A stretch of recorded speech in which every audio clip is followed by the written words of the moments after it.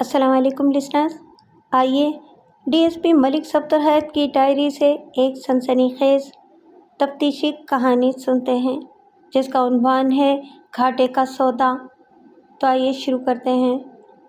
ज़िंदगी की राहों में चाहे कितने ही मसीहा मिल जाएं और कितने ही रहनुमा बुरे वक्त की आगाही दें, लेकिन जब अकल पर घमंड का पर्दा पड़ जाए तो किसकी मजाल कि कोई किसी को गहरी खाई में गिरने से बचा सके। इसी तमीर के साथ आइए अपनी कहानी का बाकायदा आगाज़ करते हैं। उन दिनों शदीद गर्मी का मौसम था और एक शाम बहुत शदीद गर्मी थी। गंदम की कटाई का काम आखिरी मरहले में दाखिल हो चुका था और मैं थाने में बैठा अपनी पेशा वराना जिम्मेदारी निभा रहा था। अमनो अमान हो या फिर हंगामी सूरत हाल, एक थाना इंचार्ज को हर हाल में अपनी ड्यूटी पर हाजिर रहना पड़ता है। मैं अपनी बेजारी और उकताहट से नबर्द आजमा ही था कि एक कांस्टेबल ने मेरे कमरे में आकर इतला दी, मलिक साहब, चकचौती से एक औरत आई है और वह आपसे मिलने की जिद कर रही है। इन दिनों मेरी तैनाती ज़िला साहिवाल के एक दूर उफ्तादा थाने में थी और चकचौती मेरे थाने से महज निस्फ मील जुनूब में वाक़ था। ये एक दरमियाने साइज़ का चक था जिसके अंदर कमोबेश 150 घर होंगे और वहाँ की आबादी 800 नफूस पर मुश्तमिल थी। कौन है वो औरत और उसे मुझसे क्या काम है? मैंने कांस्टेबल से पूछा। क्या वो अकेली ही आई है या अपने साथ किसी और को भी लाई है? उसने अपना नाम नहीं बताया जनाब, कांस्टेबल ने जवाब दिया, और काम के बारे में भी वो आप ही से बात करेगी। हाँ, वो बिल्कुल अकेली है। ठीक है, मैंने मोतदिल अंदाज में कहा, इसे मेरे पास भेज दो। कांस्टेबल ओके सर कहते हुए कमरे से निकल गया। ठीक 5 मिनट के बाद मज़कूरा औरत मेरे सामने खड़ी थी।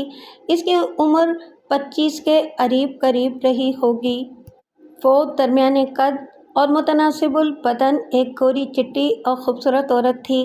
मौसम की मुनासबत से उसने हल्का फुल्का सूती लिबास पहन रखा था।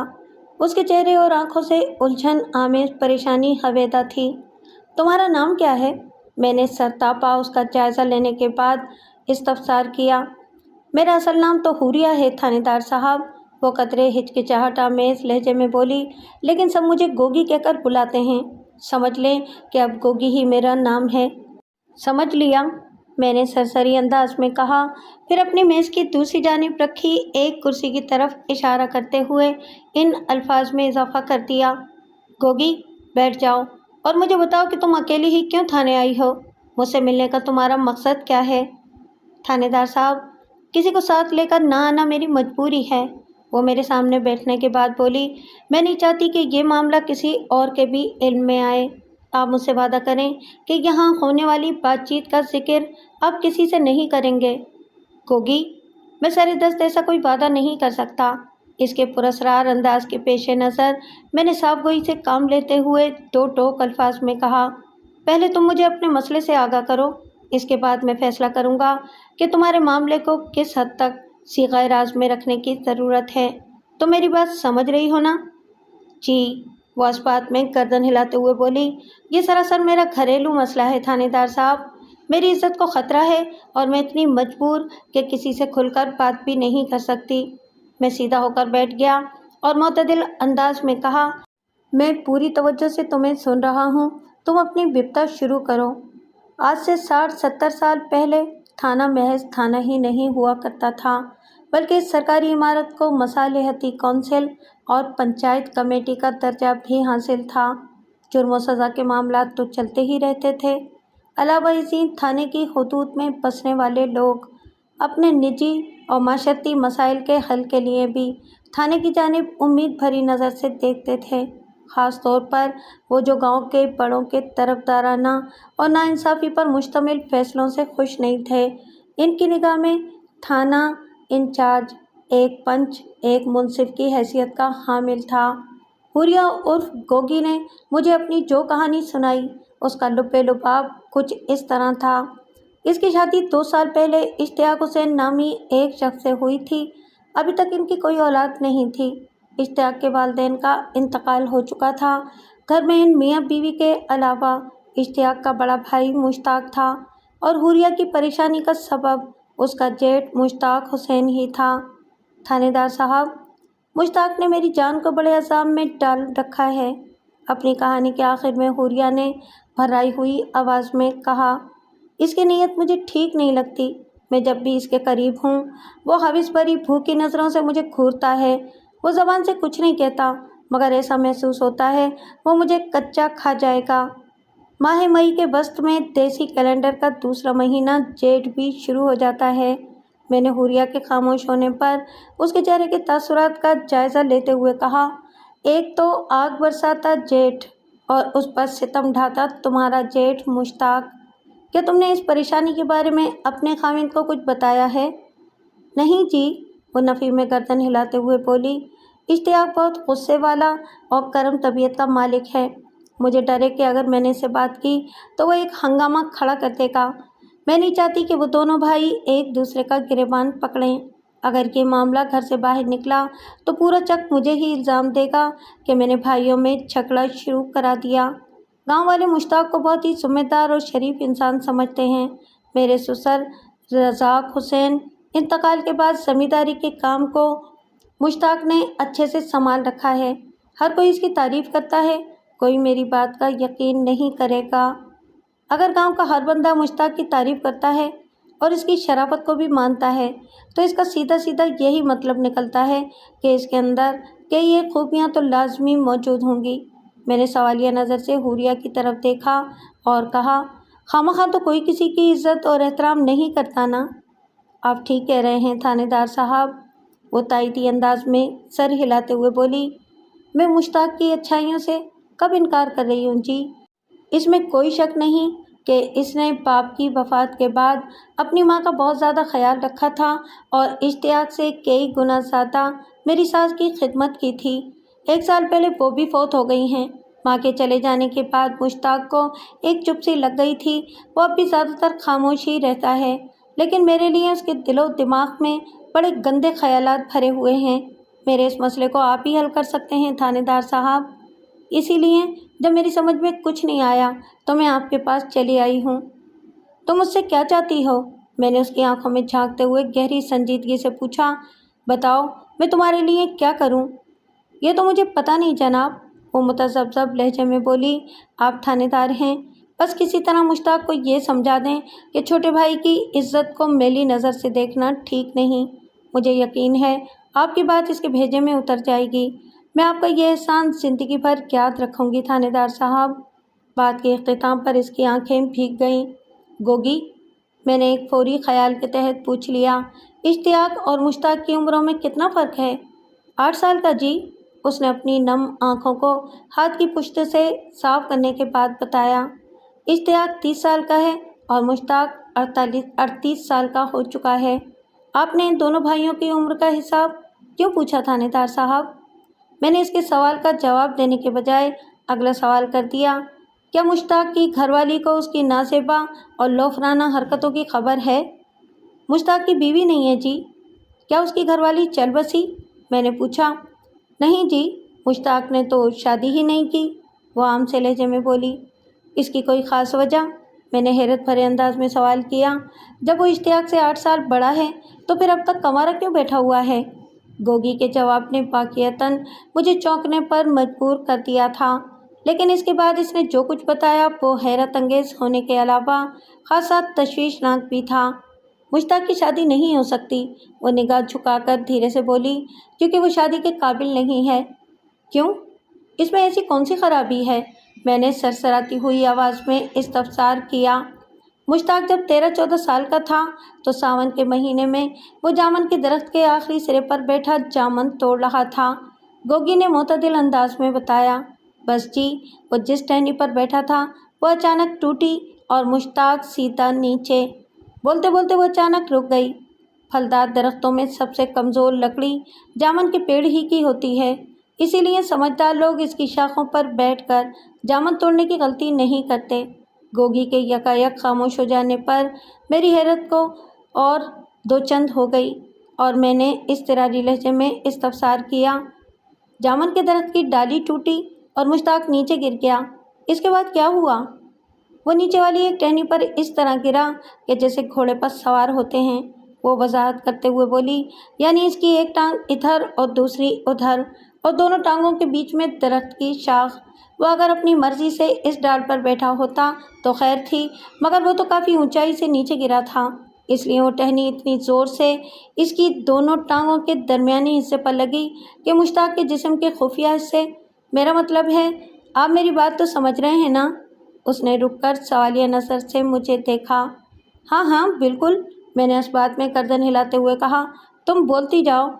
मुश्ताक जिस डाल से बुरी तरह टकराया था वो इसके बोझ के धक्के से टूट गई और मुश्ताक धड़ाम से ज़मीन पर गिरा और गिरते ही वो बेहोश हो गया था। लोग इसे उठाकर हकीम जी के मतब पर ले गए। हकीम जी की कोशिश से मुश्ताक को होश तो आ गया और इनके इलाज से 1 माह के अंदर ही इसकी चोट भी ठीक हो गई, लेकिन इस हादसे ने मुश्ताक को दायमी महरूमी दे दी थी, यानी वो शादी के लायक नहीं रहा था।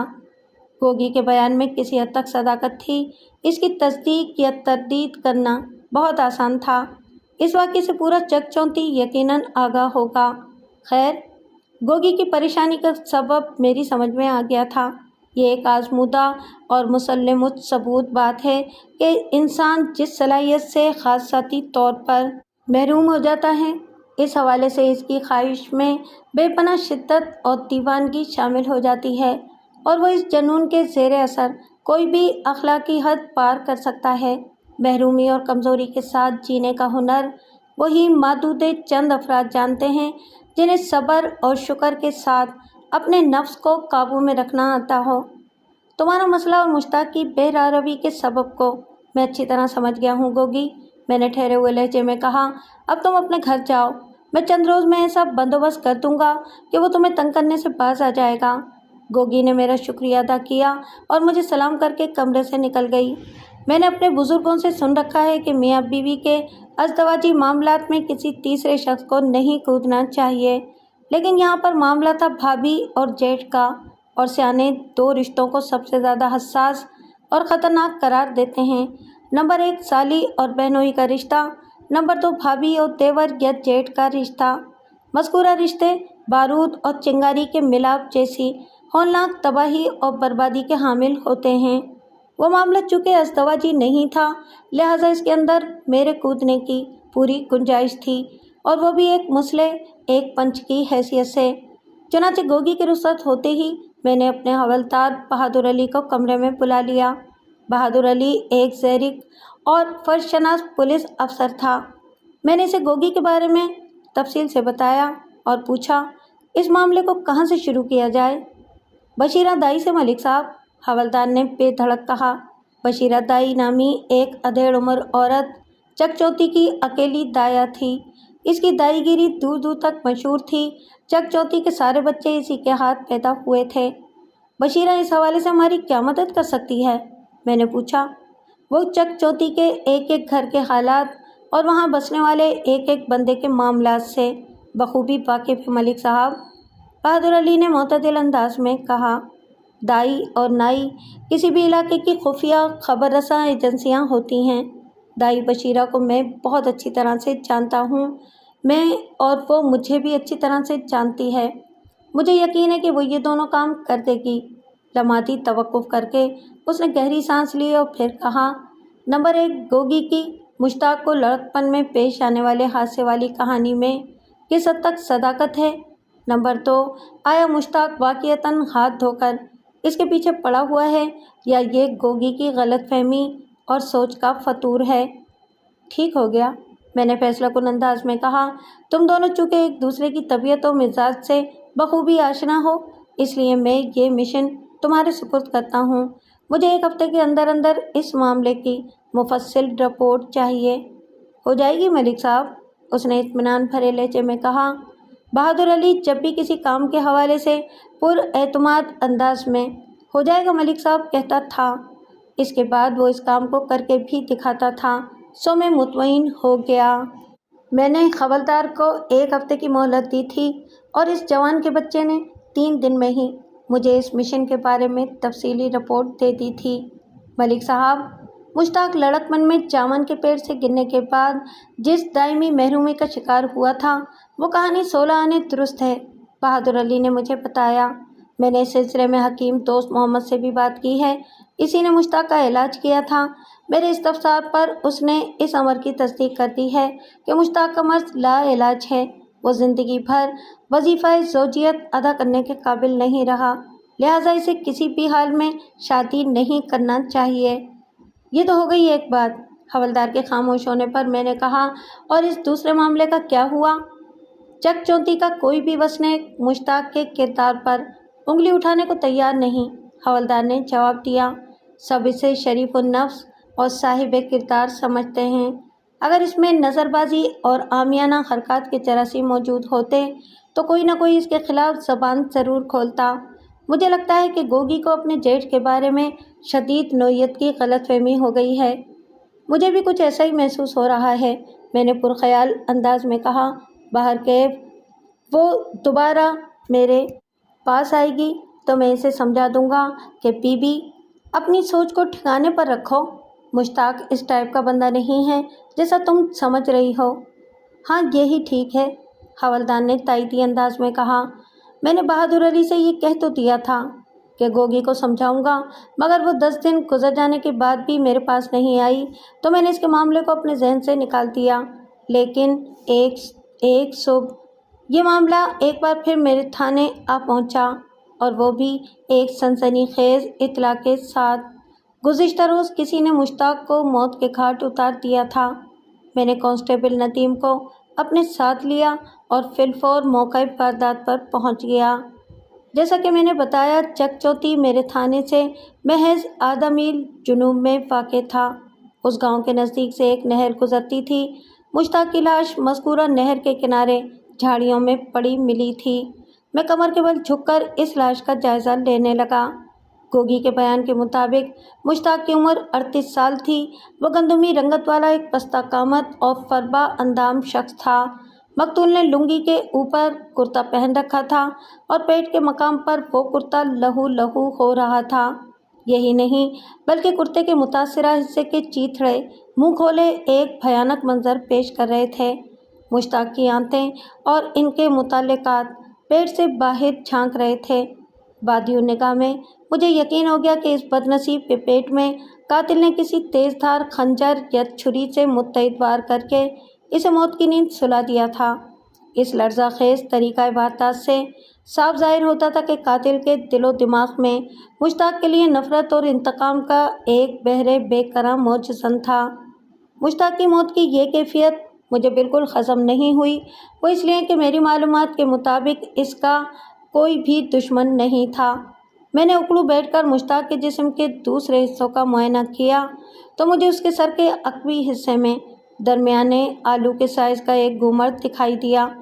مجھے یہ اندازہ قائم کرنے میں کسی دقت یا دشواری کا سامنا نہیں ہوا کہ پہلے کسی آہنی یا چوبی شے کا وار کر کے مشتاق کو نیچے گرایا گیا تھا، اس کے بعد پیٹ چیر کر اسے فنا کے گھاٹ اتار دیا گیا تھا۔ زیادہ امکان اس بات کا تھا کہ مضبوط لاٹھی کی مدد سے مشتاق کے سر کو نشانہ بنایا گیا تھا۔ میں نے ایک چادر منگوا کر مشتاق کی لاش کو ڈھک دیا اور چائے وقوع کی کارروائی میں مصروف ہو گیا۔ ہاں، میں یہ بتانا تو بھول ہی گیا کہ مقتول کے کرتے کی ایک جیب میں سے 800 روپے کے کرنسی نوٹ بھی برآمد ہوئے تھے۔ اس زمانے میں 800 روپے ایک موٹی رقم ہوا کرتی تھی، اور آج کے حساب سے آپ اسے مبلغ 8 لاکھ روپے سمجھ لیں۔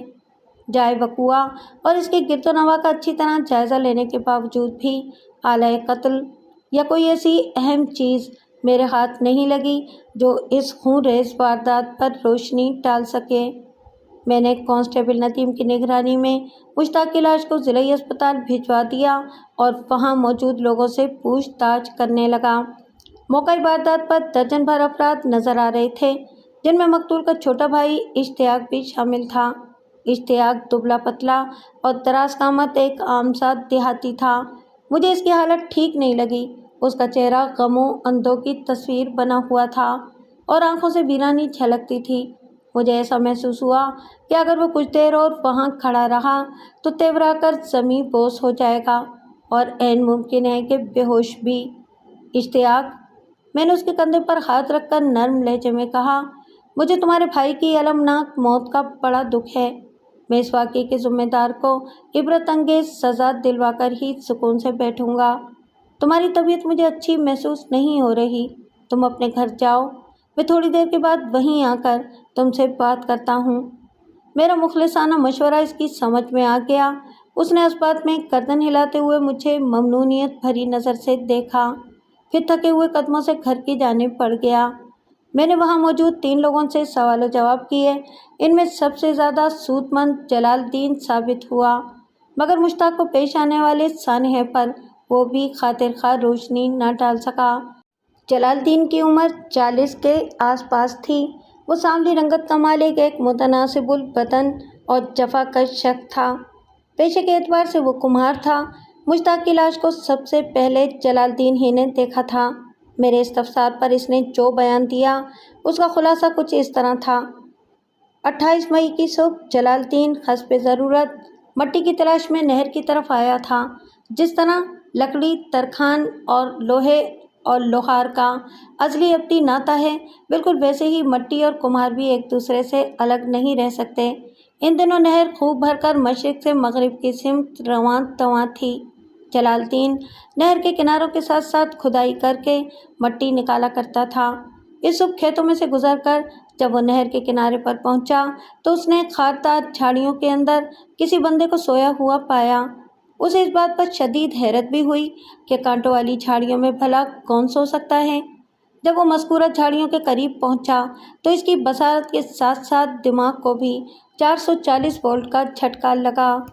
इसकी आंखों के सामने अपने ही खून में लथपथ एक बंदे की लाश पड़ी थी। जलालुद्दीन ने देखते ही इस बंदे को पहचान लिया। इसके बाद वो सरपट मकतूल के घर की जानिब दौड़ गया था। जलालुद्दीन, वो अपनी बात पूरी करने के बाद खामोश हुआ तो मैंने इसके चेहरे पर निगाह जमा कर सवाल किया, जब तुमने मुश्ताक की लाश को इन झाड़ियों में पड़े देखा तो क्या आसपास कोई और बंदा बशर भी मौजूद था? यहाँ तो मेरे सिवा और कोई नहीं था सरकार, उसने बताया, मगर इन खेतों में कहीं कहीं लोग फसल की कटाई में लगे हुए थे। वो मुझसे काफ़ी फासले पर थे, इसलिए मैंने इस तरफ मुतवज्जा करने के बजाय भागता हुआ सीधा मुश्ताक के घर पहुंचा और इसके छोटे भाई इश्तियाक को इस बारे में बताया। फिर मैं, इश्तियाक और चक के कई वसनीक इधर आ गए थे। जलालुद्दीन खासा बातूनी शख्स था। वो सांस लेने की कस से थमा तो मैंने पूछा, तुमने लगभग कितने बजे मुश्ताक की लाश को देखा था? इस वक्त सुबह के 6 बजे होंगे थानेदार साहब। क्या तुम इतनी जल्दी मट्टी निकालने नहर की तरफ चले आते हो? इन दिनों 10 घंटे की रात और 14 घंटे का दिन चल रहा था, इसलिए सूरज जल्दी सुबह नमूदार हो जाता था। 6 बजे तक अच्छा खासा उजाला फैल चुका होता था। जी हाँ, उसने इस बात में गर्दन हिलाते हुए जवाब दिया। मैं तो रोज़ाना सुबह सवेरे ही घर से निकल पड़ता हूँ अपने खोते और मोती के साथ। कौन मोती? मैं पूछे बिना ना रह सका। मोती मेरे कुत्ते का नाम है थानेदार साहब, वो वजाहत करते हुए बोला। मैं तो अपने खोते पर सवार होता हूँ और मोती हमारे साथ साथ चलता है। बात दरअसल ये है सरकार, लम्हाती तवक्कुफ करके उसने गहरी सांस ली, फिर अपनी बात मुकम्मल करते हुए बोला, मैं मोती ही के ज़रिए मुश्ताक की लाश तक पहुँचा था। जब हम नहर से चंद कदमों की दूरी पर थे तो मोती ने इन झाड़ियों की तरफ मुंह उठाकर भौंकना शुरू कर दिया था। उसने चाय वकुआ की जानिब इशारा करते हुए मज़ीद बताया, मैं मोती की भूं भूं पर जब उधर पहुंचा तो मैंने झाड़ियों के अंदर मुश्ताक की लाश देखी। पता नहीं किस जालिम ने इसकी जान ली है। मुश्ताक तो बहुत ही अच्छा इंसान था जनाब। मुझे भी इसी सवाल का जवाब चाहिए जलालुद्दीन। मेरी मालूमात के मुताबिक मुश्ताक की किसी से दुश्मनी नहीं थी और चक चौंती वाले सब ही उसे बहुत ही शरीफ और भला मानस समझते हैं। फिर इसकी जान लेने का ख्याल किसी के दिमाग में कैसे आ सकता है? ये कोई राहज़नी की वारदात भी तो हो सकती है थानेदार साहब, जलालुद्दीन ने इज़हार ख्याल करते हुए कहा। पहले मैंने भी इस बारे में सोचा था, मैंने कहा, लेकिन जब मैंने मकतूल की जामा तलाशी ली तो मुझे अपना ख्याल बदलना पड़ा। मुश्ताक के कुत्ते की जेब में से 800 रुपये बरामद हुए हैं। अगर ये लूट मार का कोई वाक़या होता तो लुटेरा ये रकम छोड़कर कभी न जाता। मुश्ताक के कातिल का मकसद ही इसे ख़त्म करना था। जलालुद्दीन ने नफ़रत भरे लहजे में कहा, सोना रब इस मनूस को गारत करे जी। जलालुद्दीन के अल्फाज और लबो लहजे से यही ज़ाहिर होता था कि इसे मुश्ताक की मौत से गहरा सदमा पहुंचा था। वहाँ मौजूद दीगर अफराद के चेहरे भी नुचड़े हुए थे। हर कोई मुश्ताक को पेश आने वाले सानहे को लेकर हद दर्जा दुखी था। इन हालात में ये सवाल और भी कभी हो जाता था कि मुश्ताक से इस कदर बैर रखने वाला आखिर था कौन। मुश्ताक के खून आलूद कुर्ते और फटे हुए पेट को देखकर मैंने यही अंदाज़ा कायम किया था कि इस बदनसीब की मौत गुज़िश्ता रात के इब्तिदाई हिस्से में वाक़ई हुई थी। चाय फकुआ चक चौंती से थोड़े फासले पर नहर के किनारे एक ऐसा मकाम था जहाँ लोगों की ज़्यादा चलत फिरत का इम्कान दिखाई नहीं देता था। लिहाजा अगर मैं वहाँ से खुरा उठवाता तो इस केस को हल करने में यकीनन मदद मिल सकती थी। मैंने वहाँ मौजूद लोगों में से एक ऐसे बंदे का इंतखाब किया जो चाय वकुआ से नज़दीक तरीन खेत में काम कर रहा था। मैंने इससे पूछा, तुम्हारा नाम क्या है? उसने जवाब दिया, तुफ़ैल। तुफ़ैल, आज तुम कब तक अपने काम में मसरूफ़ रहोगे? सूरज डूबने तक थानेदार साहब, उसने बताया। तुमने अपने काम के साथ साथ इस जगह की भी निगरानी करना है।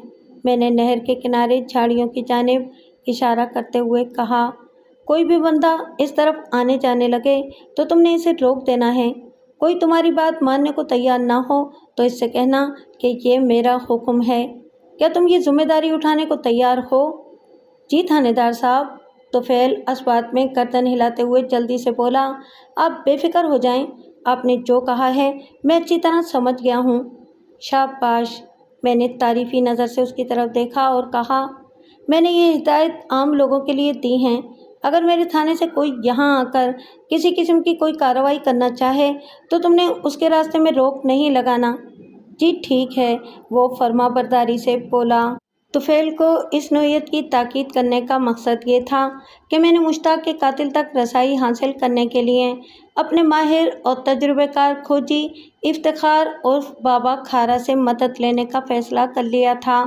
बाबा खारा की उम्र 60 से ज़्यादा थी, लेकिन इसके बावजूद भी वो मुस्तैदी और होशियारी के मैदान में जवानों के पसीने छुड़ा दिया करता था। वो मजबूत हाथ पाँव और उकाबी निगाह का मालिक था और सबसे बड़ी बात यह कि उसने कभी मुझे मायूस नहीं किया था। रज़ाक हुसैन और मकसूदा बीबी की सिर्फ 2 ही औलादें थीं और दोनों ही बेटे, यानी मुश्ताक हुसैन और इश्तियाक हुसैन। मुश्ताक अपनी ज़िंदगी हार कर मौत के जबड़ों में पनाह ले चुका था और इश्तियाक इस वक्त मेरे सामने बैठा आंसू बहा रहा था। मैंने कांस्टेबल सिकंदर के हमरा बाबा खारा को वकुआ की जानिब रवाना करने के बाद इश्तियाक के घर का रुख किया था। हम दोनों इस घर के सहन में इस्तादा घने छाँव वाले एक दरख्त के नीचे 2 चारपाइयों पर आमने सामने मौजूद थे। हुरिया और गोगी ने ठंडी चाटी की लस्सी के 2 गिलास लाकर हमारे दरमियान तिपाई पर रख दिए थे। सूरत हाल ऐसी थी कि किसी के गिलास की जानिब हाथ बढ़ाने की हिम्मत नहीं हो रही थी। इश्तियाक, खुद को संभालो, मैंने हमदर्दी भरे लहजे में कहा, और मुझे इस सानहे के बारे में बताओ ताकि मैं तुम्हारे भाई के कातिल तक पहुंच सकूं। मुश्ताक भाई की किसी से दुश्मनी नहीं थी थानेदार साहब, वो रुहां से लहजे में बोला। तुमने उसकी लाश का हशर खुद अपनी आंखों से देखा है। मैंने कहा, यह काम किसी दोस्त का तो हो नहीं सकता और न ही इस वाक़े को कज़्ज़ाकी के खाते में डाल सकते हैं। मैंने उसकी जेब से मिलने वाले 800 रुपये तुम्हारे हवाले कर दिए हैं। मुझे बताओ मुश्ताक, इतनी तगड़ी रकम लेकर कहाँ जा रहा था, और वो भी रात के वक्त? लम्हाती तवक्कुफ़ करके मैंने एक गहरी सांस ली और फिर इश्तियाक की आंखों में देखते हुए कहा, मैंने तुम्हारे भाई की लाश को पोस्टमार्टम के लिए अस्पताल भिजवा दिया है। डॉक्टरों की रिपोर्ट इसकी मौत का क्या खुलासा करती है ये तो कल शाम तक पता चलेगा, लेकिन मेरा तजुर्बा ये बताता है कि मुश्ताक की मौत गुज़िश्ता शाम या फिर रात के इब्तिदाई हिस्से में वाक़ हुई है। तुम इस बारे में क्या कहते हो? इश्तियाक ने मेरी बात को तवज्जो से सुना और मेरे खामोश होने पर उसने टूटे हुए लहजे में जवाब दिया, भाई मुश्ताक कहीं भी नहीं जा रहा था, बल्कि वो तो मुरादनगर से वापस आ रहा था जनाब। ये मुरादनगर का क्या किस्सा है? मैंने चौंके हुए लहजे में पूछा। मौज़ा मुरादनगर चकचौंती के मग़रिब में कमोबेश 4 मील के फासले पर वाक़ था और चकचौंती की बनिस्बत कदरे छोटा गांव था। मेरी मालूमात के मुताबिक मुरादनगर की आबादी 500 नफूस पर मुश्तमिल थी। मज़कूरा गांव भी मेरे थाने की हुदूद में आता था। ہماری آبائی زمین 12 قلعے ہے تھانے دار صاحب۔ وہ اپنی جذباتی کیفیت پر قابو پانے کی کوشش کرتے ہوئے بولا۔ ابا جی کی وفات کے بعد ہم دونوں بھائی مل کر اس زمین پر کاشتکاری کرنے لگے تھے۔ ہم نے زمینداری کے کام کو اچھی طرح سنبھال لیا تھا۔ ہر فصل خوب بھر کر ہوتی تھی، جس سے ہمارا گزارا تو ہوتا ہی ہے، اس کے علاوہ کافی بچت بھی ہو جاتی ہے۔ ہم نے ہر سال بچی ہوئی رقم کو سنبھال کر رکھنا شروع کر دیا تھا۔ ہمارا ارادہ یہی تھا کہ جب 1000 روپے جمع ہو جائیں گے تو ہم ان پیسوں سے مزید زرعی اراضی خرید لیں گے۔ آپ تو جانتے ہی ہیں کہ گاؤں دیہات میں انسان کی عزت اور طاقت اس کی زمین کی وسعت سے ناپی جاتی ہے۔ لمحے بھر کو رک کر اس نے تائید طلب نظر سے مجھے دیکھا تو میں نے اس بات میں گردن ہلاتے ہوئے جواب دیا، ہاں میں جانتا ہوں۔ پچھلے سال 9ویں مہینے میں چاول کی بویائی سے پہلے مشتاق کا ایک دوست فرید احمد اس سے ملنے یہاں آیا تھا۔ وہ اپنے بیان کو آگے بڑھاتے ہوئے بتانے لگا، فرید کو کچھ پیسوں کی ضرورت تھی۔ جب اس نے اپنی ضرورت کا بھائی مشتاق کے سامنے ذکر کیا تو بھائی سے انکار نہ ہو سکا۔ بس بھائی ایسے ہی دریا دل انسان تھے، دوستوں کے دوست اور دشمنوں کے بھی خیر خواہ۔ بولتے بولتے اس کا گلا رند گیا، وہ جذباتی الغار کی زد پر تھا۔ میں نے اس موقع پر زبان سے ایک لفظ نہیں کہا اور خاموشی سے اس کی ذہنی کیفیت کا مشاہدہ کرتا رہا۔ لگ بھگ 2 منٹ تک وہ جذباتی دباؤ کے بے رحم اور اذیت ناک مراحل سے گزرتا رہا۔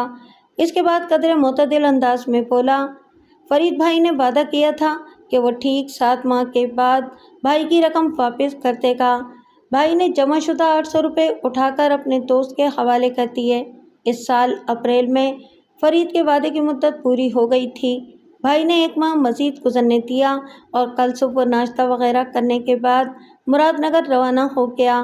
بھائی مشتاق ہم سے یہی کہہ کر گیا تھا کہ وہ شام تک لوٹ آئے گا، لیکن گزشتہ روز جب وہ رات تک بھی واپس نہ آیا تو ہم نے یہی سمجھا کہ وہ مراد نگر میں اپنے دوست کے پاس رک گیا ہے۔ ہم توقع کر رہے تھے کہ وہ آج صبح لازمی یہاں پہنچ جائے گا۔ ایک مرتبہ پھر اس کی آواز بھیگ گئی اور وہ اپنی بات ادھوری چھوڑ کر اچانک خاموش ہو گیا۔ مقتول مشتاق کے کتے کی جیب سے برآمد ہونے والی رقم کا معمہ تو حل ہو گیا تھا کہ یہ وہی 800 روپے تھے جو وہ مراد نگر کے فرید احمد سے لے کر آ رہا تھا، لیکن ابھی اس چیزتان کا جواب ڈھونڈنا باقی تھا کہ اس بے ضرر انسان کو کس شقی القلب درندے نے موت کے گھاٹ اتارا تھا، اور وہ بھی رونگٹے کھڑے کر دینے والے انداز میں۔ مشتاق کل کس طرح مراد نگر گیا تھا؟ میں نے اشتیاق سے سوال کیا۔ میرا مطلب ہے کہ گھوڑے پر سوار ہو کر یا کسی ٹانگے میں بیٹھ کر اور یا پھر کسی اور ذریعے سے۔ بھائی مشتاق کو پیدل چلنے کا بہت شوق تھا، وہ ایک افسردہ سانس خارج کرتے ہوئے بولا۔ 8-10 میل تو وہ یوں ہی ہنستے کھیلتے طے کر لیا کرتا تھا۔ مراد نگر تو یہاں سے صرف 4 میل کی دوری پر ہے۔ اس نے صبح گھر سے نکلتے وقت مجھ سے کہا تھا 1 گھنٹہ جانے کا اور 1 گھنٹہ آنے کا، 2-3 گھنٹے میں اپنے یار کے ساتھ گزاروں گا اور سورج غروب ہونے سے پہلے میں چک چونتی میں ہوں گا۔ مجھے کیا خبر تھی کہ اس کی زندگی۔ وہ لمحے بھر کے لیے تھما، پھر گلوگیر آواز میں بات مکمل کر دی کہ اس کی زندگی کا سورج ہی ڈوب جائے گا۔ آئندہ 10 منٹ تک میں اشتیاق کو تسلی دلاسا دے کر اس جذباتی بحران سے باہر نکالنے کی کوشش میں مصروف رہا۔ اس دوران میں گوگی پلٹ کر ہماری طرف نہیں آئی تھی۔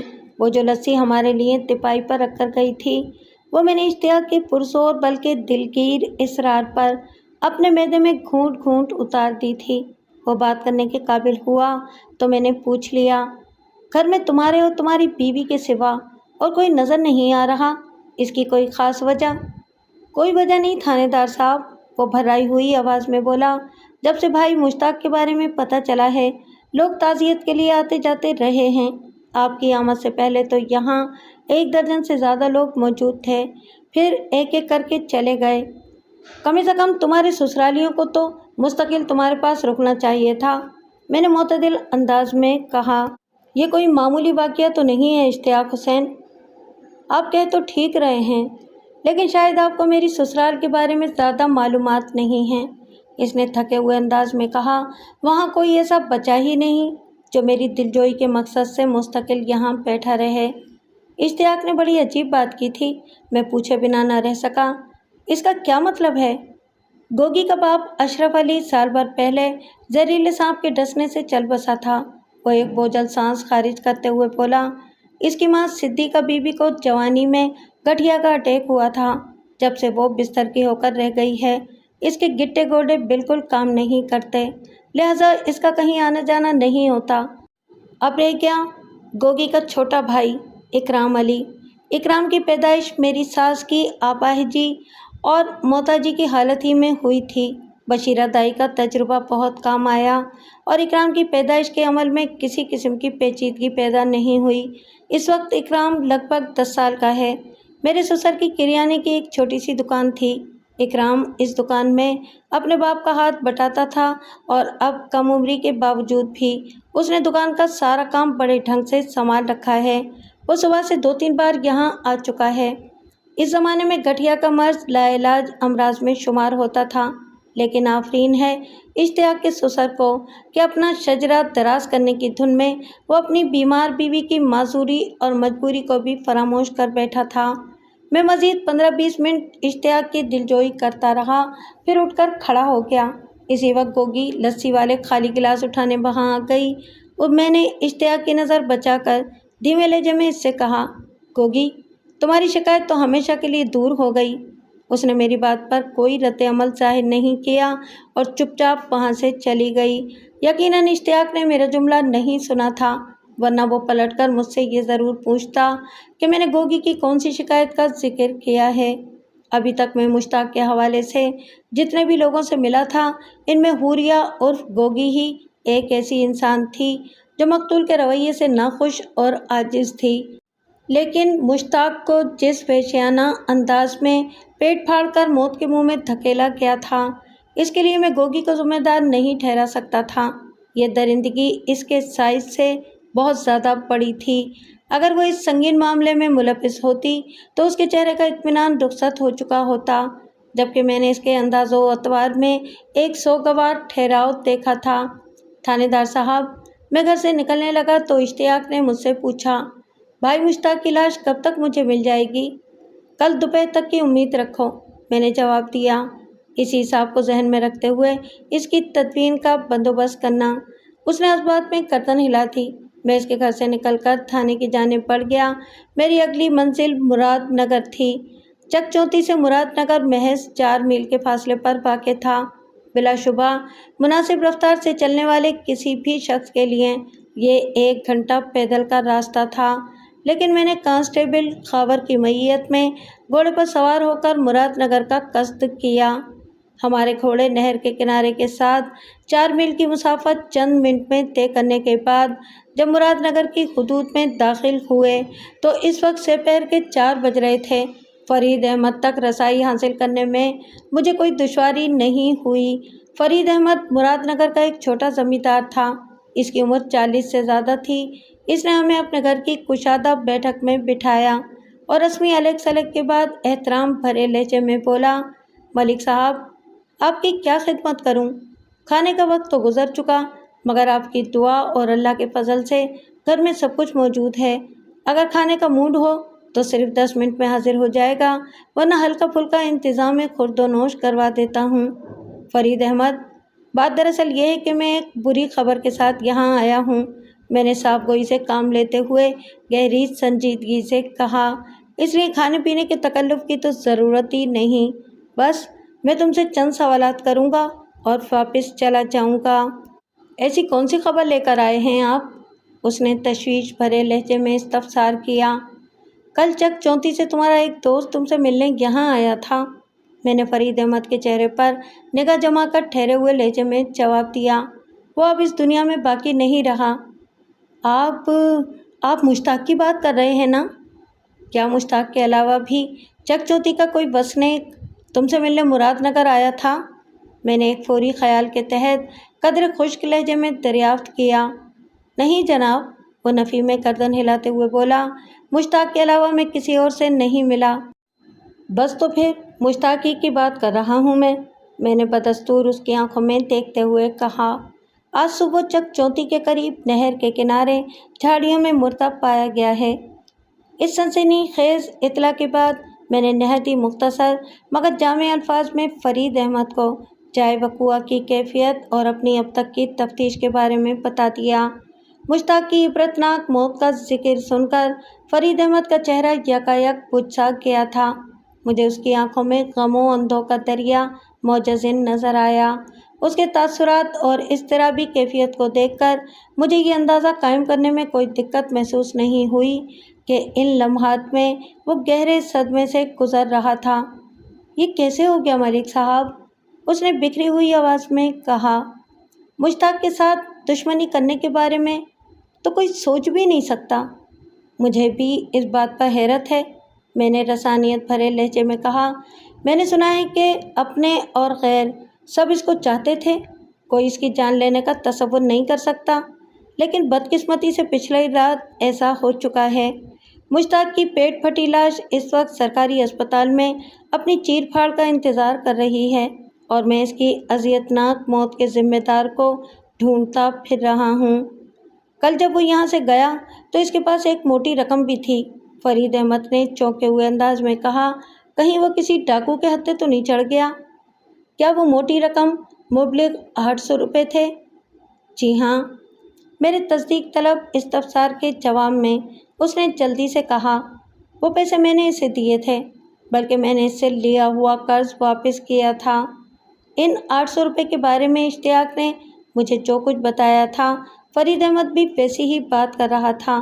میں نے معتدل انداز میں کہا، نہیں فرید، کسی رہزن نے مشتاق کو ٹھکانے نہیں لگایا، کیونکہ مذکورہ 800 روپے اس کے کرتے کی جیب میں رکھے ہوئے تھے۔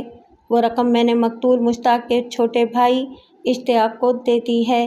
اس امر میں کسی شک کی گنجائش نہیں کہ کسی انتہائی ظالم شخص نے ایک سوچے سمجھے منصوبے کے تحت مشتاق کو فنا کے گھاٹ اتارا ہے۔ وہ جو کوئی بھی ہے، مشتاق کے لیے اپنے دل و دماغ میں بے پناہ نفرت رکھتا ہے۔ اسی لیے اس نے مشتاق کے پیٹ میں کسی تیز دھار خنجر یا چھری کے پے در پہ متعدد وار کر کے اسے موت کی نیند سلا دیا ہے۔ اس واقعے کو عام الفاظ میں بھیانک انتقامی کارروائی کہا جا سکتا ہے۔ ایک منٹ، فرید اچانک اٹھ کر کھڑے ہوتے ہوئے بولا، میں ابھی آتا ہوں۔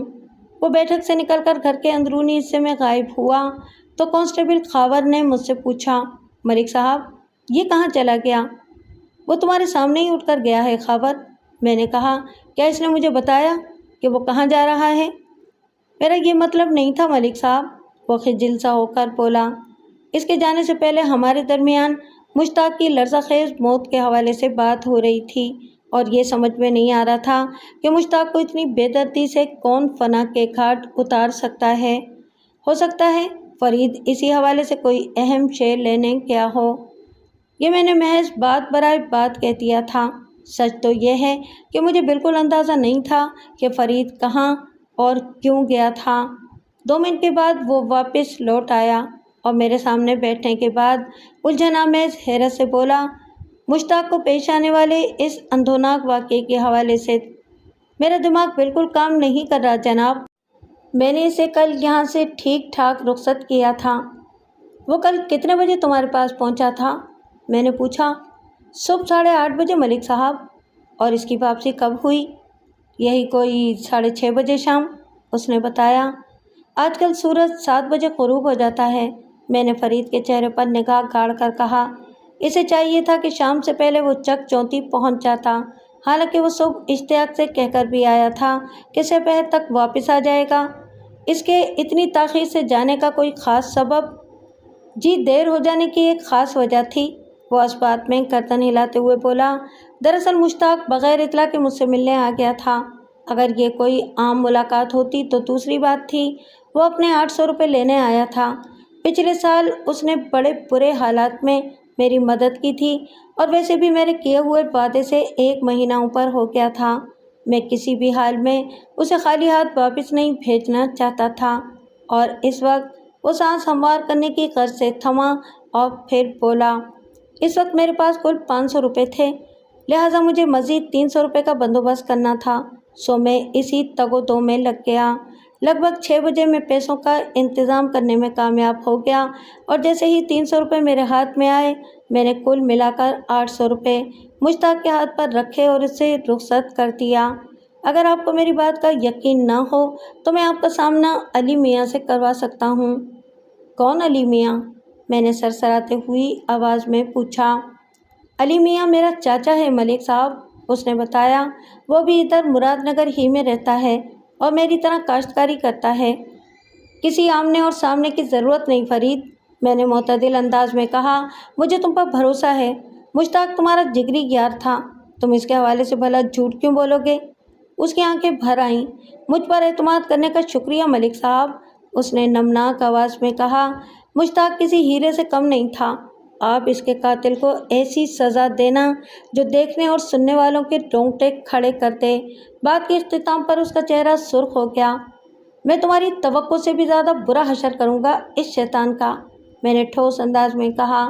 بس وہ نامراد میرے ہاتھ لگ جائے، اور مجھے امید ہے کہ اس سلسلے میں تم ضرور میری مدد کرو گے۔ تمہیں اس حوالے سے اگر کوئی چھوٹی سی بھی بات پتہ چلے تو فوراً مجھے بتانا، ٹھیک ہے؟ جو آپ کا حکم ملک صاحب، وہ بڑے عزم سے بولا۔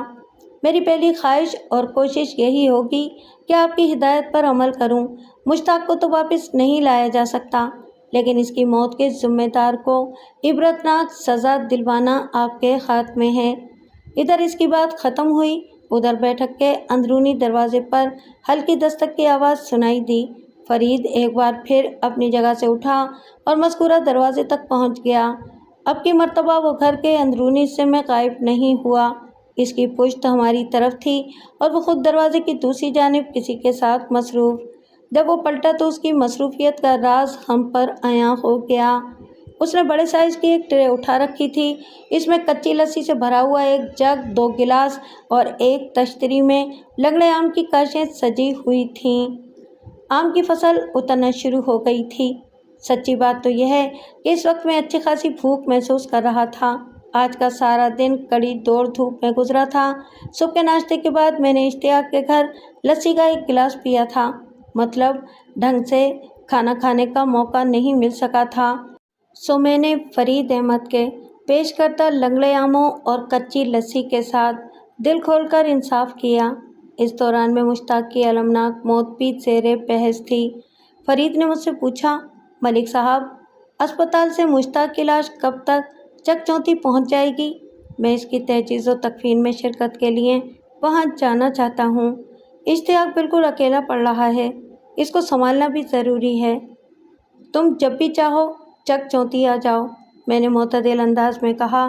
ویسے مشتاق کی پوسٹ مارٹم شدہ لاش کل دوپہر کے بعد کسی بھی وقت میرے تھانے میں پہنچا دی جائے گی، اور مختصر سی کارروائی کے بعد میں لاش کو اشتیاق کے حوالے کر دوں گا۔ اس نے میرا شکریہ ادا کیا اور میں کانسٹیبل خاور کے ہمراہ اس کے گھر سے نکل آیا۔ فرید کے دروازے کے سامنے ہی ایک درخت کے نیچے ہمارے گھوڑے بندھے ہوئے تھے۔ ہم اپنے گھوڑوں پر سوار ہوئے اور نہر کا کنارہ پکڑ کر چک چونتی کی سمت بڑھنے لگے۔ جب ہم تھانے پہنچے تو مغرب کی اذان ہو رہی تھی۔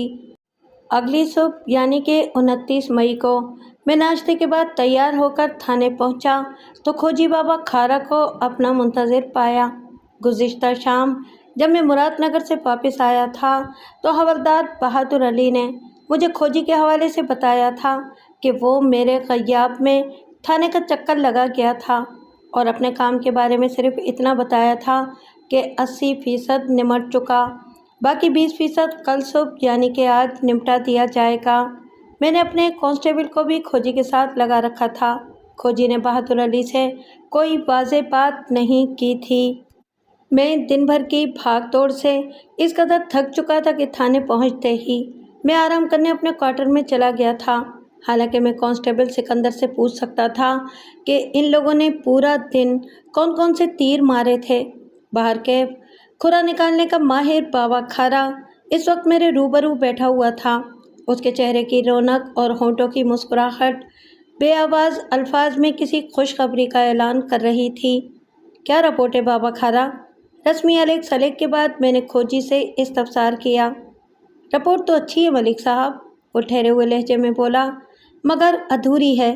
آج انشاءاللہ یہ کام مکمل ہو جائے گا۔ जितना काम कर चुके हो उसके बारे में बताओ। मैंने कहा, जाए बकुआ के नज़दीक यानी नहर के किनारे पर मुझे 2 अफराद का वाज़ेह खुराम मिला है मलिक साहब। वो वजाहत करते हुए बताने लगा, जनाब, इसके अलावा भी वहाँ चंद अफराद की आमद व जामद के आसार पाए गए हैं, लेकिन मैंने सिर्फ इन पाँव के निशानात पर तवज्जो दी है जो मकतूल के कदमों के निशानात के साथ साथ देखने को मिले हैं। अगलब इम्कान यही है कि वो मुश्ताक के कातिल के कदमों के निशानात हैं। वो सांस लेने के लिए रुका तो मैंने तायदी अंदाज में गर्दन हिलाते हुए कहा, तुम्हारा अंदाज़ा दुरुस्त हो सकता है, इससे आगे का अहवाल बयान करो। एक बात तो तय है मलिक साहब कि मुश्ताक को झाड़ियों में फेंकने के बाद मौत के घाट उतारा गया है। वो पुरवसूख अंदाज में बोला, क्योंकि झाड़ियों के बाहर नहर के किनारे पर ऐसे शवाहिद मौजूद नहीं हैं कि मुश्ताक को वहाँ कत्ल किया गया हो। तुम बिल्कुल ठीक जा रहे हो। मैंने सताइशी नज़र से इसकी तरफ देखा। मैंने मुश्ताक की लाश का बगौर मुआयना किया था। पहले इसके सर के अकबी हिस्से पर किसी डांग की तूफ़ानी ज़रब लगाकर इसे बेबस किया गया था। इसके बाद इसे झाड़ियों में फेंककर बड़ी बेदर्दी से मौत के घाट उतार दिया गया। मैं तुम्हें इसके सर के घूमड़ और चरबे और फटे हुए पेट के बारे में तफसीलन बता चुका हूँ। जी मलिक साहब।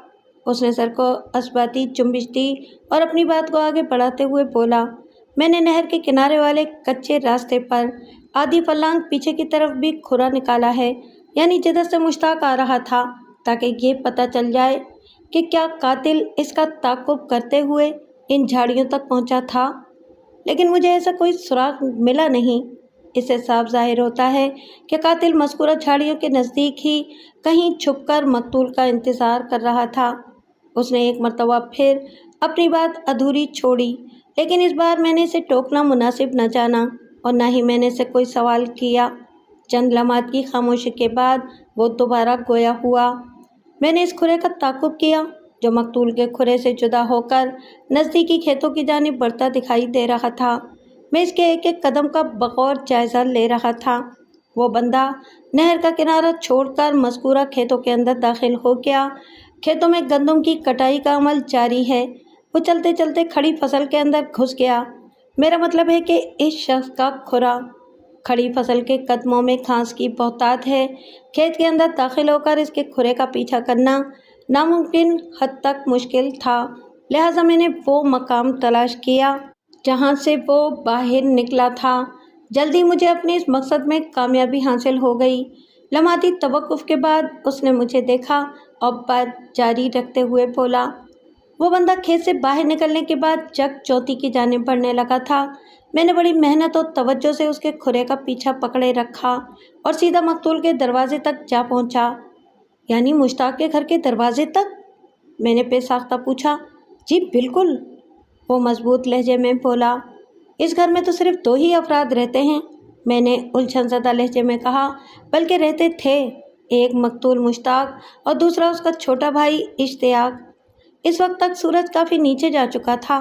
बाबा खारा गहरी संजीदगी से बोला, अभी अंधेरा फैलना तो शुरू नहीं हुआ था, मगर इतनी रोशनी भी नहीं थी कि मैं खुरे के काम को आगे बढ़ा सकूं। लिहाजा मैंने एक अहम काम किया और वहां से लौट आया। कौन सा अहम काम? मैंने सरसराती हुई आवाज़ में पूछा। जैसा कि हम सब जानते हैं, अब इस घर में सिर्फ एक ही मर्द जिंदा बचा है, यानी मकतूल का छोटा भाई इश्तियाक। उसने जवाब दिया। इश्तियाक ने कांस्टेबल की मैयत में मुझे कार्रवाई करते देखा तो पूछा कि मैं किस किस्म की तफ्तीश कर रहा हूँ।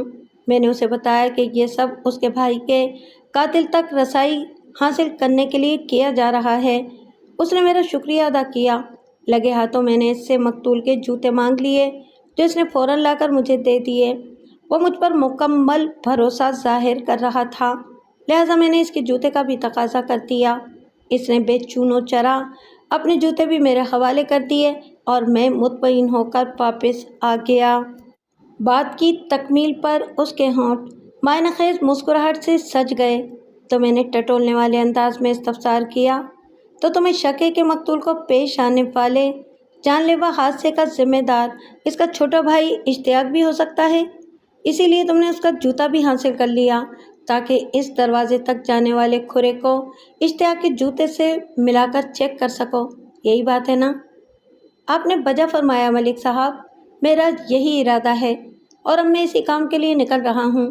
اس نے معتدل انداز میں کہا، بس میں آپ ہی کا انتظار کر رہا تھا۔ باقی جہاں تک میرے شک کا معاملہ ہے تو یہ جراثیم مجھے پولیس ڈپارٹمنٹ کے ساتھ کام کرتے ہوئے ہی لگے ہیں۔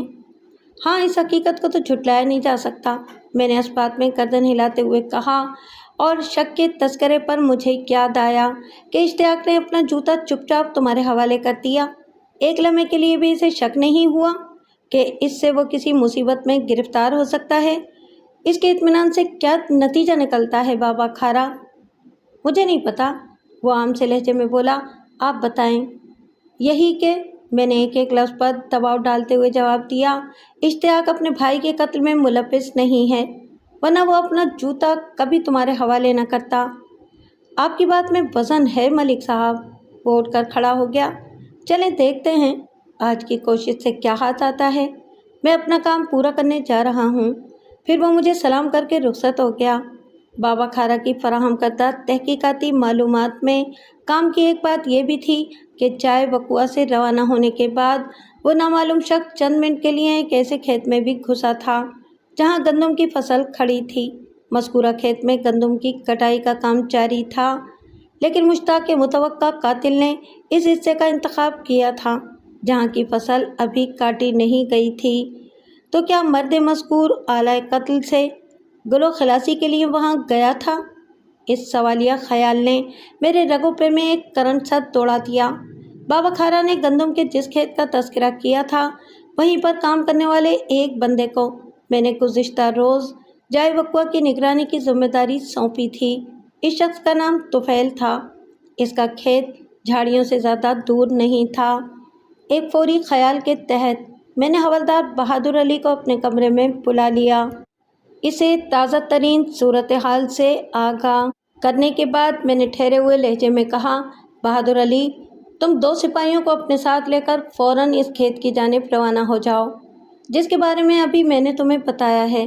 زیادہ بہتر یہ ہوگا کہ ان 2 کانسٹیبلز میں سے ایک سکندر ہو۔ سکندر نے کل کا پورا دن کھوجی کے ساتھ گزارا ہے۔ اسے معلوم ہے کہ وہ آدمی کہاں سے کھیت میں داخل ہوا تھا اور کدھر سے باہر نکلا تھا۔ میرا مطلب ہے کہ اس بندے کا کھرا۔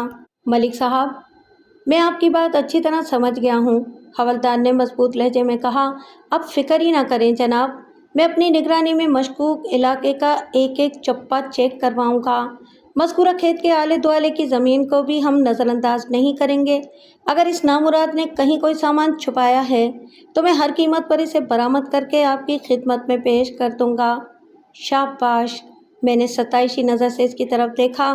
مجھے یقین ہے کہ تم کامیاب واپس لوٹو گے، انشاءاللہ، وہ بڑے عزم سے بولا۔ حوالدار کے جانے کے 1 گھنٹے بعد اسپتال سے مشتاق کی پوسٹ مارٹم شدہ لاش تھانے پہنچا دی گئی۔ اس کیس میں سرکاری اسپتال کے ڈاکٹروں اور لیبارٹری اسٹاف نے خاصی مستعدی دکھائی تھی۔ بہرحال میں نے بندہ بھیج کر اشتیاق کو تھانے بلا لیا اور ضروری کاغذی خانہ پوری کے بعد لاش اس کے حوالے کر دی۔ اشتیاق بجھے ہوئے چہرے اور ڈھلکے ہوئے شانوں کے ساتھ تھانے پہنچا تھا اور نمناک آنکھوں کے ساتھ رخصت ہو گیا تھا۔ اس کی ذہنی اور جذباتی کیفیت کو دیکھ کر ایک لمحے کے لیے بھی مجھے یہ گمان نہیں ہوا تھا کہ اپنے بھائی کے قتل میں وہ ملوث ہوگا۔ اگر بابا کھارا کا شک درست ثابت ہو جاتا تو پھر اشتیاق کو ایسی شاندار اور عمدہ اداکاری پر سب سے بڑا ایوارڈ ملنا چاہیے تھا۔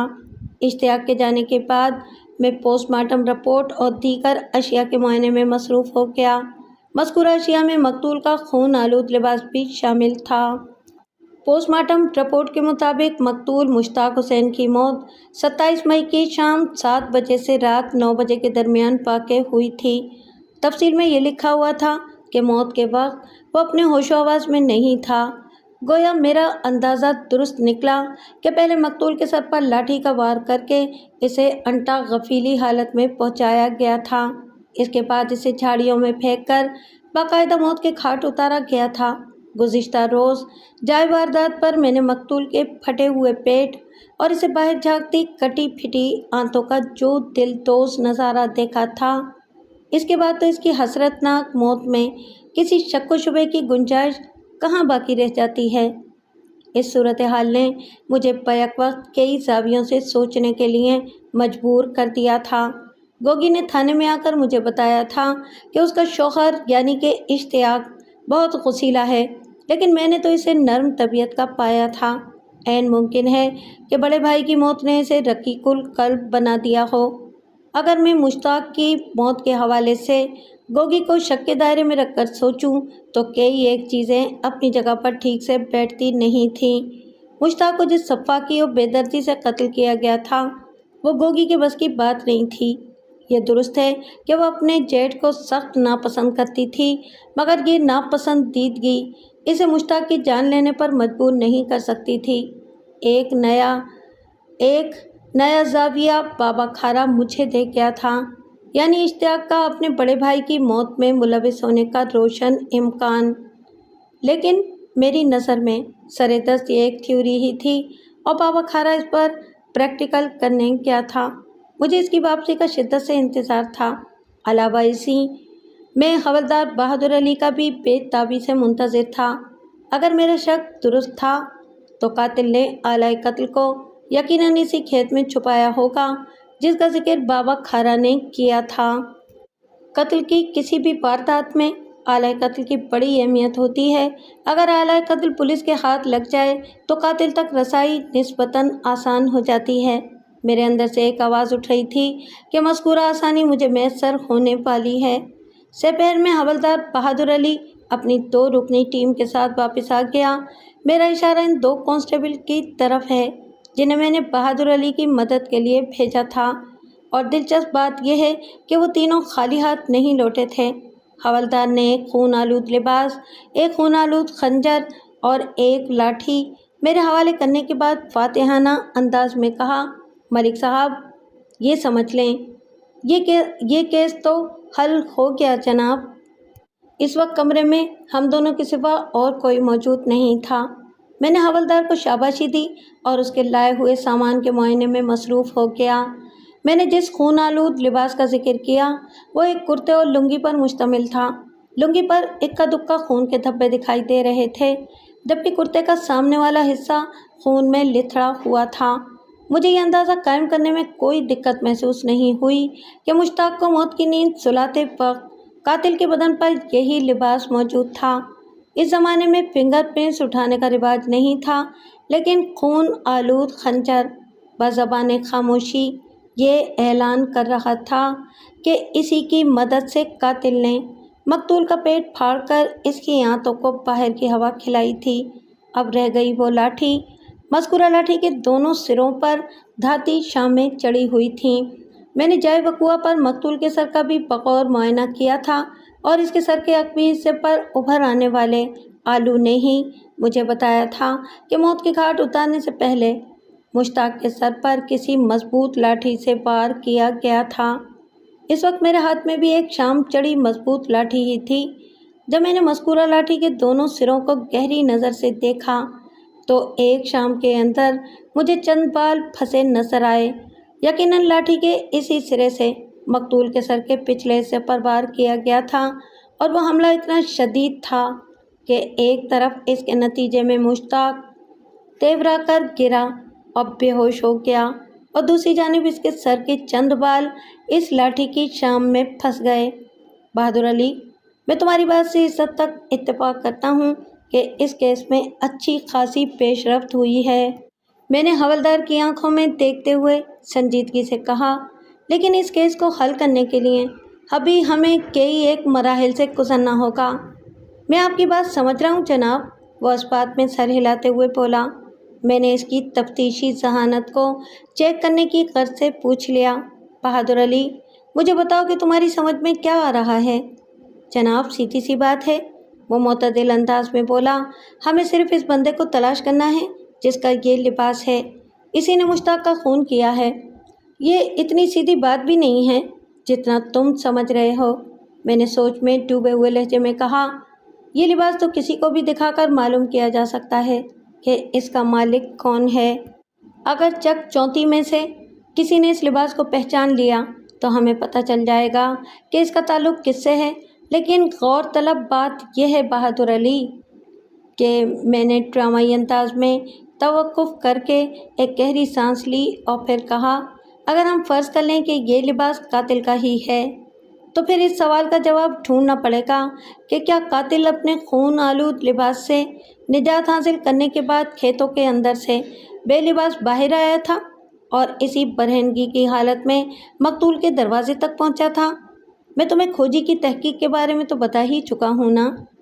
جی ملک صاحب، وہ اس بات میں گردن ہلاتے ہوئے بولا، یہ بات مجھے کانسٹیبل سکندر نے بھی بتائی ہے کہ وہ لوگ جس کھرے کے تعاقب میں تھے وہ کھیتوں سے نکل کر سیدھا مشتاق کے گھر کے دروازے تک پہنچا تھا، اور اس سے دو باتیں سامنے آتی ہیں۔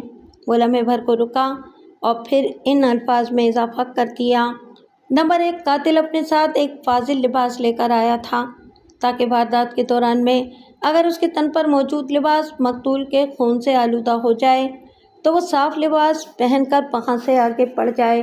نمبر 2، مشتاق کی جان لینے میں اس کے چھوٹے بھائی کا ہاتھ بھی ہو سکتا ہے۔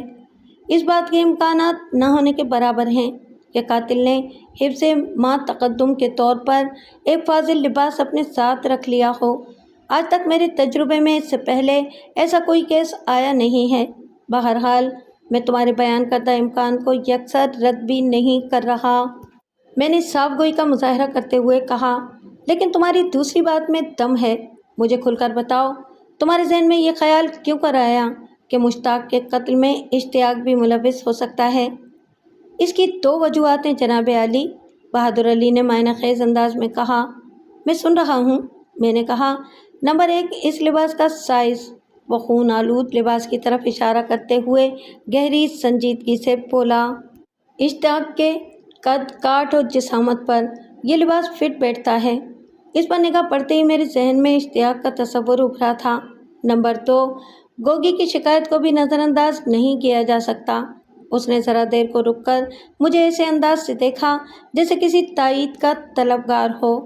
میں نے اس کے بیان میں مداخلت مناسب نہ جانی اور خاموش نگاہ سے اسے دیکھتا رہا۔ اس کے بعد وہ دوبارہ گویا ہوا، آپ کو یاد ہوگا ملک صاحب، لگ بھگ 2 ہفتے پہلے گوگی اپنے جیٹھ مشتاق کی شکایت لے کر آپ کے پاس آئی تھی، اور اس نے یہ بھی بتایا تھا کہ اس کا خامند اشتیاق غصے کا تیز اور گرم دماغ والا ہے، اسی لیے اس نے مشتاق کی نازیبا حرکتوں کے بارے میں اپنے شوہر کو کچھ نہیں بتایا۔ میں نے دائی بشیرہ کی مدد سے مقتول کے اس معاملے کی تحقیق بھی کی تھی جس کا تعلق جامن کے پیڑ سے جڑا ہے۔ ہاں، یہ سب مجھے یاد ہے، میں نے کہا، آگے بولو۔ ہو سکتا ہے گوگی نے اشتیاق کو اس کے بڑے بھائی کی حوثناکی سے آگاہ کر دیا ہو، وہ ٹھوس انداز میں بولا، اور اشتیاق کو اپنے غصے پر قابو نہ رہا ہو۔ آپ میری بات سمجھ رہے ہیں نا؟ بالکل سمجھ رہا ہوں بہادر علی، اور مجھے اس بات کی خوشی بھی ہے کہ تم ایک ذہین پولیس آفیسر کی طرح منطقی انداز میں سوچ رہے ہو، میں نے ٹھہرے ہوئے لہجے میں کہا، اگرچہ قاتل کے حوالے سے ابھی تک میرا دھیان اشتیاق کی طرف نہیں گیا، لیکن اس کیس کی تفتیشی صورتحال کا یہی تقاضا ہے کہ ہمیں پوچھ تاچھ کا آغاز اشتیاق اور گوگی ہی سے کرنا چاہیے، اور میرا ارادہ بھی یہی ہے، لیکن اس سے پہلے ایک اور ضروری کام کو بھی نمٹانا ہے۔ کون سا کام ملک صاحب؟ حوالدار نے پوچھا۔ جو سامان تم گندم کے کھیت میں سے برآمد کر کے لائے ہو، اس کا لیبارٹری ٹیسٹ، میں نے گہری سنجیدگی سے جواب دیا۔ مشتاق کی لاش کے ساتھ اس کا وہ لباس بھی اسپتال سے تھانے پہنچا ہے جو اپنی موت کے وقت اس نے پہن رکھا تھا۔ میں ان دونوں خون آلود لباسوں، خنجر اور شام چڑھی لاٹھی کو سرکاری لیبارٹری بھیج کر 2 باتوں کی تصدیق کرانا ضروری سمجھتا ہوں۔ نمبر 1، کیا اس خنجر اور کھیت سے ملنے والے لباس پر مقتول مشتاق کا ہی خون لگا ہوا ہے؟ نمبر 2، یہ جاننا بھی اہم ہے کہ لاٹھی کی شام میں پھنسے ہوئے یہ چند بال مشتاق ہی کے سر کے ہیں یا نہیں؟ آپ بالکل ٹھیک کہہ رہے ہیں ملک صاحب، وہ تائیدی انداز میں گردن ہلاتے ہوئے بولا۔ ویسے بھی اشتیاق اور گوگی کہیں بھاگے نہیں جا رہے، ان سے کل بھی پوچھ گچھ کی جا سکتی ہے۔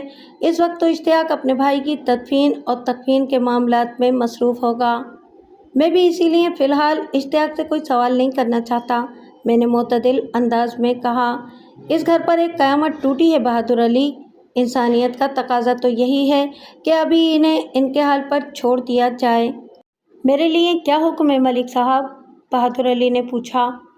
ان تمام شواہد اور متوقع آلائے قتل یعنی کہ خون آلود خنجر کو فوراً اسپتال بھجوانا ضروری ہے، میں نے ٹھہرے ہوئے لہجے میں کہا، تاکہ لیبارٹری ٹیسٹ کی رپورٹ کو دیکھنے کے بعد ہم اپنے لیے کوئی لاہے عمل ترتیب دے سکیں۔ میں اسپتال والوں کے لیے خصوصی ہدایات پر مبنی ایک لیٹر تیار کر دیتا ہوں اور تم ان تمام چیزوں کو اسپتال پہنچوانے کا بندوبست کرو۔ جو حکم ملک صاحب، اس نے فرمانبرداری سے کہا اور میرے کمرے سے نکل گیا۔ میں مذکورہ لیٹر کی تیاری میں مصروف ہو گیا۔ اسی روز شام سے تھوڑی دیر پہلے بابا کھارا ایک بار پھر میرے روبرو بیٹھا ہوا تھا۔ اس کے چہرے کے تاثرات کو دیکھ کر میں کوئی اندازہ قائم نہ کر سکا کہ وہ اپنی کسی کامیابی پر مطمئن ہے یا پھر ناکامی کی مایوسی نے اسے اپنے حصار میں لے رکھا ہے۔ کیا بات ہے بابا؟ میں نے اس کی آنکھوں میں دیکھتے ہوئے کہا، تمہاری شکل پر 13 کیوں بج رہے ہیں؟ اس نے چونک کر مجھے دیکھا اور حیرت بھرے لہجے میں بولا، میں نے چہرے پر 12 بجنے کے بارے میں تو سن رکھا ہے، یہ 13 بجنا کیا ہوتا ہے ملک صاحب؟ 13 12 کے بعد آتا ہے اور اسے دن کا 1 بجنا بھی کہتے ہیں۔ میں نے بدستور اس کی آنکھوں میں جھانکتے ہوئے جواب دیا، اس وقت تمہارے چہرے کی کیفیت الف کی طرح بالکل سیدھی اور سپاٹ ہے۔ یوں محسوس ہوتا ہے کسی بات نے تمہارے ذہن کو الجھا رکھا ہے۔ مجھے بتاؤ، آج تم نے کیا تیر مارا ہے؟ آپ کا مشاہدہ اور تجزیہ بالکل درست ہے ملک صاحب، وہ ایک بوجھل سانس خارج کرتے ہوئے بولا۔ آج کی صورتحال نے واقعی میرا دماغ خراب کر دیا ہے۔ تمہاری بیزاری سے میں اتنا تو سمجھ ہی گیا ہوں کہ تم جس کھرے کا تعاقب کر رہے تھے وہ اشتیاق کا تو ہرگز نہیں ہے۔ میں نے کہا، یعنی میرا اندازہ درست نکلا ہے نا؟ آپ ٹھیک کہہ رہے ہیں، وہ متذبذب انداز میں بولا، مگر میری الجھن کا سبب اشتیاق کا کھرا نہیں ہے جناب، میں تو اس کھرے کو لے کر پریشان ہوں جو موقع واردات سے گندم کے کھیت میں اور پھر کھیت سے مقتول کے گھر تک پہنچا تھا۔ اسی نامعلوم شخص کے پراسرار کھرے کے حوالے سے چند حیرت ناک شواہد میں نے اکٹھے کیے ہیں۔ وہ بولتے بولتے اچانک رکا تو میں نے معتدل انداز میں کہا، بابا کھارا، میں توجہ سے سن رہا ہوں، تم اپنی بات جاری رکھو۔ جب مجھے اس امر کا یقین ہو گیا کہ میں جس کھرے کے پیچھے محنت کر رہا ہوں وہ مقتول کے چھوٹے بھائی اشتیاق کا نہیں ہے تو مجھ پر جھنجھلاہٹ سی سوار ہو گئی۔ وہ اپنی بیزاری کی وضاحت کرتے ہوئے بولا، اسی وقت میرے ذہن میں ایک اچھوتا خیال آیا۔ میں نے دیکھا چکے لوگ مقتول کی نماز جنازہ کے لیے مسجد میں جمع ہو رہے ہیں تو میں بھی ان میں شامل ہو گیا۔ صرف یہی نہیں کہ میں نے مشتاق کی نماز جنازہ ادا کی بلکہ میں نے اس کی تدفین میں شرکت کے لیے مسجد سے قبرستان تک کا سفر بھی کیا، لیکن واپسی پر میں مختلف قبروں پر فاتح خوانی کی غرض سے قبرستان ہی میں رک گیا۔ جب سب لوگ قبرستان سے رخصت ہو گئے تو میں اپنے کام سے لگ گیا۔ یہاں تک پہنچنے کے بعد وہ ڈرامائی انداز میں رکا تو میں نے اس سے کوئی سوال نہیں کیا۔ چند لمحات تک مجھے گہری نظر سے دیکھنے کے بعد وہ سلسلہ کلام جاری رکھتے ہوئے بولا، جیسا کہ میں نے بتایا، مشتاق کی تدفین کے بعد جب تمام لوگ اپنے گھروں کو چلے گئے تو میں نے اپنا کھوجی والا کام شروع کر دیا۔ میری پہلی ترجیح ان لوگوں کے قدموں کا بغور جائزہ لینا تھی جو مسجد سے قبرستان تک پہنچے تھے، اور یہ کوئی معمولی اور آسان کام نہیں تھا ملک صاحب۔ بہرحال میں نے اپنے تجربے کی روشنی میں لگ بھگ 2 درجن افراد کے قدموں کے نشانات کے اندر اپنے مطلوبہ بندے کا کھرا تلاش کر لیا۔ تمہارا مطلب ہے کہ قاتل کے قدموں کے نشان؟ میں نے سرسراتی ہوئی آواز میں استفسار کیا۔ اس نے اس بات میں گردن ہلائی اور اپنی بات کو آگے بڑھاتے ہوئے بولا، میں نے پورا دھیان لگا کر اس کھرے کو اپنی نگاہ میں بسایا اور قدم قدم آگے بڑھتا چلا گیا۔ وہ کھرا مسجد سے قبرستان اور پھر قبرستان سے مقتول کے گھر تک سفر کرتے کرتے میری نگاہ سے اوجھل ہو گیا۔ اوجھل ہو گیا؟ میں نے الجھن زدہ نظر سے اسے دیکھا۔ بابا، تمہاری بات میری سمجھ میں نہیں آئی، ذرا وضاحت کرو، اس کھرے کے اوجھل ہونے سے تمہاری کیا مراد ہے؟ وہ کھرا اوجھل ہو گیا، میرا مطلب ہے کہ وہ بندہ مقتول کے گھر کے اندر داخل ہو گیا، اس نے معتدل انداز میں جواب دیا۔ میت والے گھر میں بہت سے لوگ موجود تھے جن میں گاؤں کی عورتیں بھی شامل تھیں۔ میں کافی دیر تک گھر کے نزدیک ادھر ادھر ٹہل کر لوگوں، خصوصاً اس آدمی کے گھر سے باہر نکلنے کا انتظار کرتا رہا جس کا کھرا مجھے مقتول کے گھر تک لے آیا تھا۔ میرا انتظار طول پکڑ گیا، پھر سورج ڈھلنے لگا दिन की रोशनी बतदरीज कम होती जा रही थी, यानी अब खुरा निकालने का काम मुमकिन नहीं रहा था। सो मैंने अपने मिशन को कल तक के लिए मौखर कर दिया और आपके पास चला आया। बाबा खारा की कहानी ने मुझे मुतासिर किया, क्योंकि इसने अच्छी खासी मेहनत कर डाली थी। इसके बयान में उम्मीद की किरण बड़ी वाज़ेह नज़र आ रही थी। तुम्हारी तहकीक से तो यही ज़ाहिर होता है कि मुश्ताक का कातिल इस वक्त चक चौंती के अंदर मौजूद है, मैंने इसके खामोश होने पर कहा, और वो भी मकतूल के इंतहाई नज़दीक। लेकिन वो इसका छोटा भाई इश्तियाक तो हरगिज़ नहीं। तुमने मर्द नामालूम का खुरा इश्तियाक से बिल्कुल अलग पाया है ना? जी मलिक साहब, वो इस बात में सर हिलाते हुए बोला। फिर एक अजीब बात कर दी, ये भी तो हो सकता है कि, उसने मेरी तरफ देखते हुए पुरसोच अंदाज में कहा, मैं 2 दिन से जिस खुरे को पकड़कर चकचौती की सैर कर रहा हूँ वो इश्तियाक ही की कोई चाल हो। बाबा खारा, तुम कहना क्या चाह रहे हो? मैंने उलझनज़दा नज़र से इसे देखा। मेरा मतलब यह है जनाब कि हम इस बात के इम्कानात को नज़रअंदाज नहीं कर सकते कि इश्तियाक ने किसी और बंदे का जूता पहनकर जाए वकुआ से गंदम के खेत के अंदर तक और फिर इस खेत से अपने घर तक का सफ़र किया हो, ताकि अगर पुलिस कातिल का खुरा निकालने की कोशिश करे तो पुलिस के शक का दायरा फांसी का फंदा बनकर उस बंदे की गर्दन में फिट हो जाए। तुम्हारा इशारा इसी नामालूम शख्स की तरफ है ना, जिसके खुरे पर तुम्हारा तहकीकाती काम जारी है? मैंने पूछा। बिल्कुल मलिक साहब, वो जोर देकर बोला। अगर मेरी थ्योरी दुरुस्त है तो इसका मतलब ये होगा कि अभी तक मुतवक्का कातिल यानी इश्तियाक की चाल कामयाबी से जारी है। कल किसी भी वक्त ये बिल्ली चूहे का खेल अपने अंजाम को पहुंच जाएगा बाबा खारा, मैंने सोच में डूबे हुए लहजे में कहा। और तुम्हारे शक का भी पोस्टमार्टम हो जाएगा कि मुश्ताक को इसके छोटे भाई इश्तियाक ने ही कत्ल किया है। क्यों? इसने चौंक कर मुझे देखा और सरसराती हुई आवाज़ में इस्तफसार किया। कल ऐसा क्या होने वाला है? बाबा खारा, आज सुबह से अपने काम से लग गया था। पोस्टमार्टम की रिपोर्ट और मुश्ताक की लाश उसके ग़ियाब में अस्पताल से आई थी। अलावा इसी जब हवलदार गंदम के खेत में खून आलूद खंजर, शाम चढ़ी लाठी और खून आलूद लिबास लेकर आया तो उस वक्त भी खोजी बाबा थाने में मौजूद नहीं था। मैंने इसे ताज़ा तरीन सूरत हाल से आगाह करने के बाद कहा। उम्मीद है कि आने वाले कल के हवाले से मैंने जो भी कहा वो तुम्हारी समझ में ठीक से बैठ गया होगा। आप तो इस केस को हल करने की खुशखबरी सुना रहे हैं सरकार, वो पुरजोश अंदाज में बोला। एक तरफ कल मैं इस पुरस्कार खुरे के मालिक को ढूंढ निकालूंगा और दूसरी जानिब आप इस खून आलूद लिबास के मालिक का पता चला लेंगे, और ये कोई ज़्यादा मुश्किल काम नहीं है। लम्हाती तवक्कुफ करके उसने गहरी सांस खारिज की और फिर कहा, चकचौती की आबादी लगभग 800 है। इनमें से मर्द और औरतें कुल मिलाकर 200 से ज़्यादा नहीं हैं। बाकी 600 बच्चे और 9 उम्र लड़के लड़कियां हैं।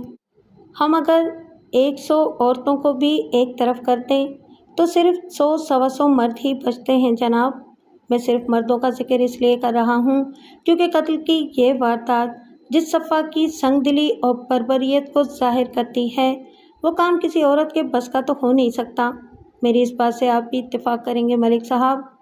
ठीक है, मैंने इत्तेफाक कर लिया, मैंने सरसरी अंदाज में कहा। इससे आगे क्या? कल जोहर की नमाज के बाद गांव की मस्जिद में मुश्ताक का सोयम है, वो गहरी संजीदगी से बोला। लिहाजा चकचौती के सारे मर्द मस्जिद में एक ही जगह मिल जाएंगे। गंदम के खेत में से खंजर और डांग के अलावा जो खून आलूद लिबास मिला है इसे सबको दिखाकर पूछा जा सकता है कि वो किस बंदे का है। इधर इस लिबास की शनाख्त हुई, इधर मैंने इस खुरे वाले बंदे का सुराग लगा लिया।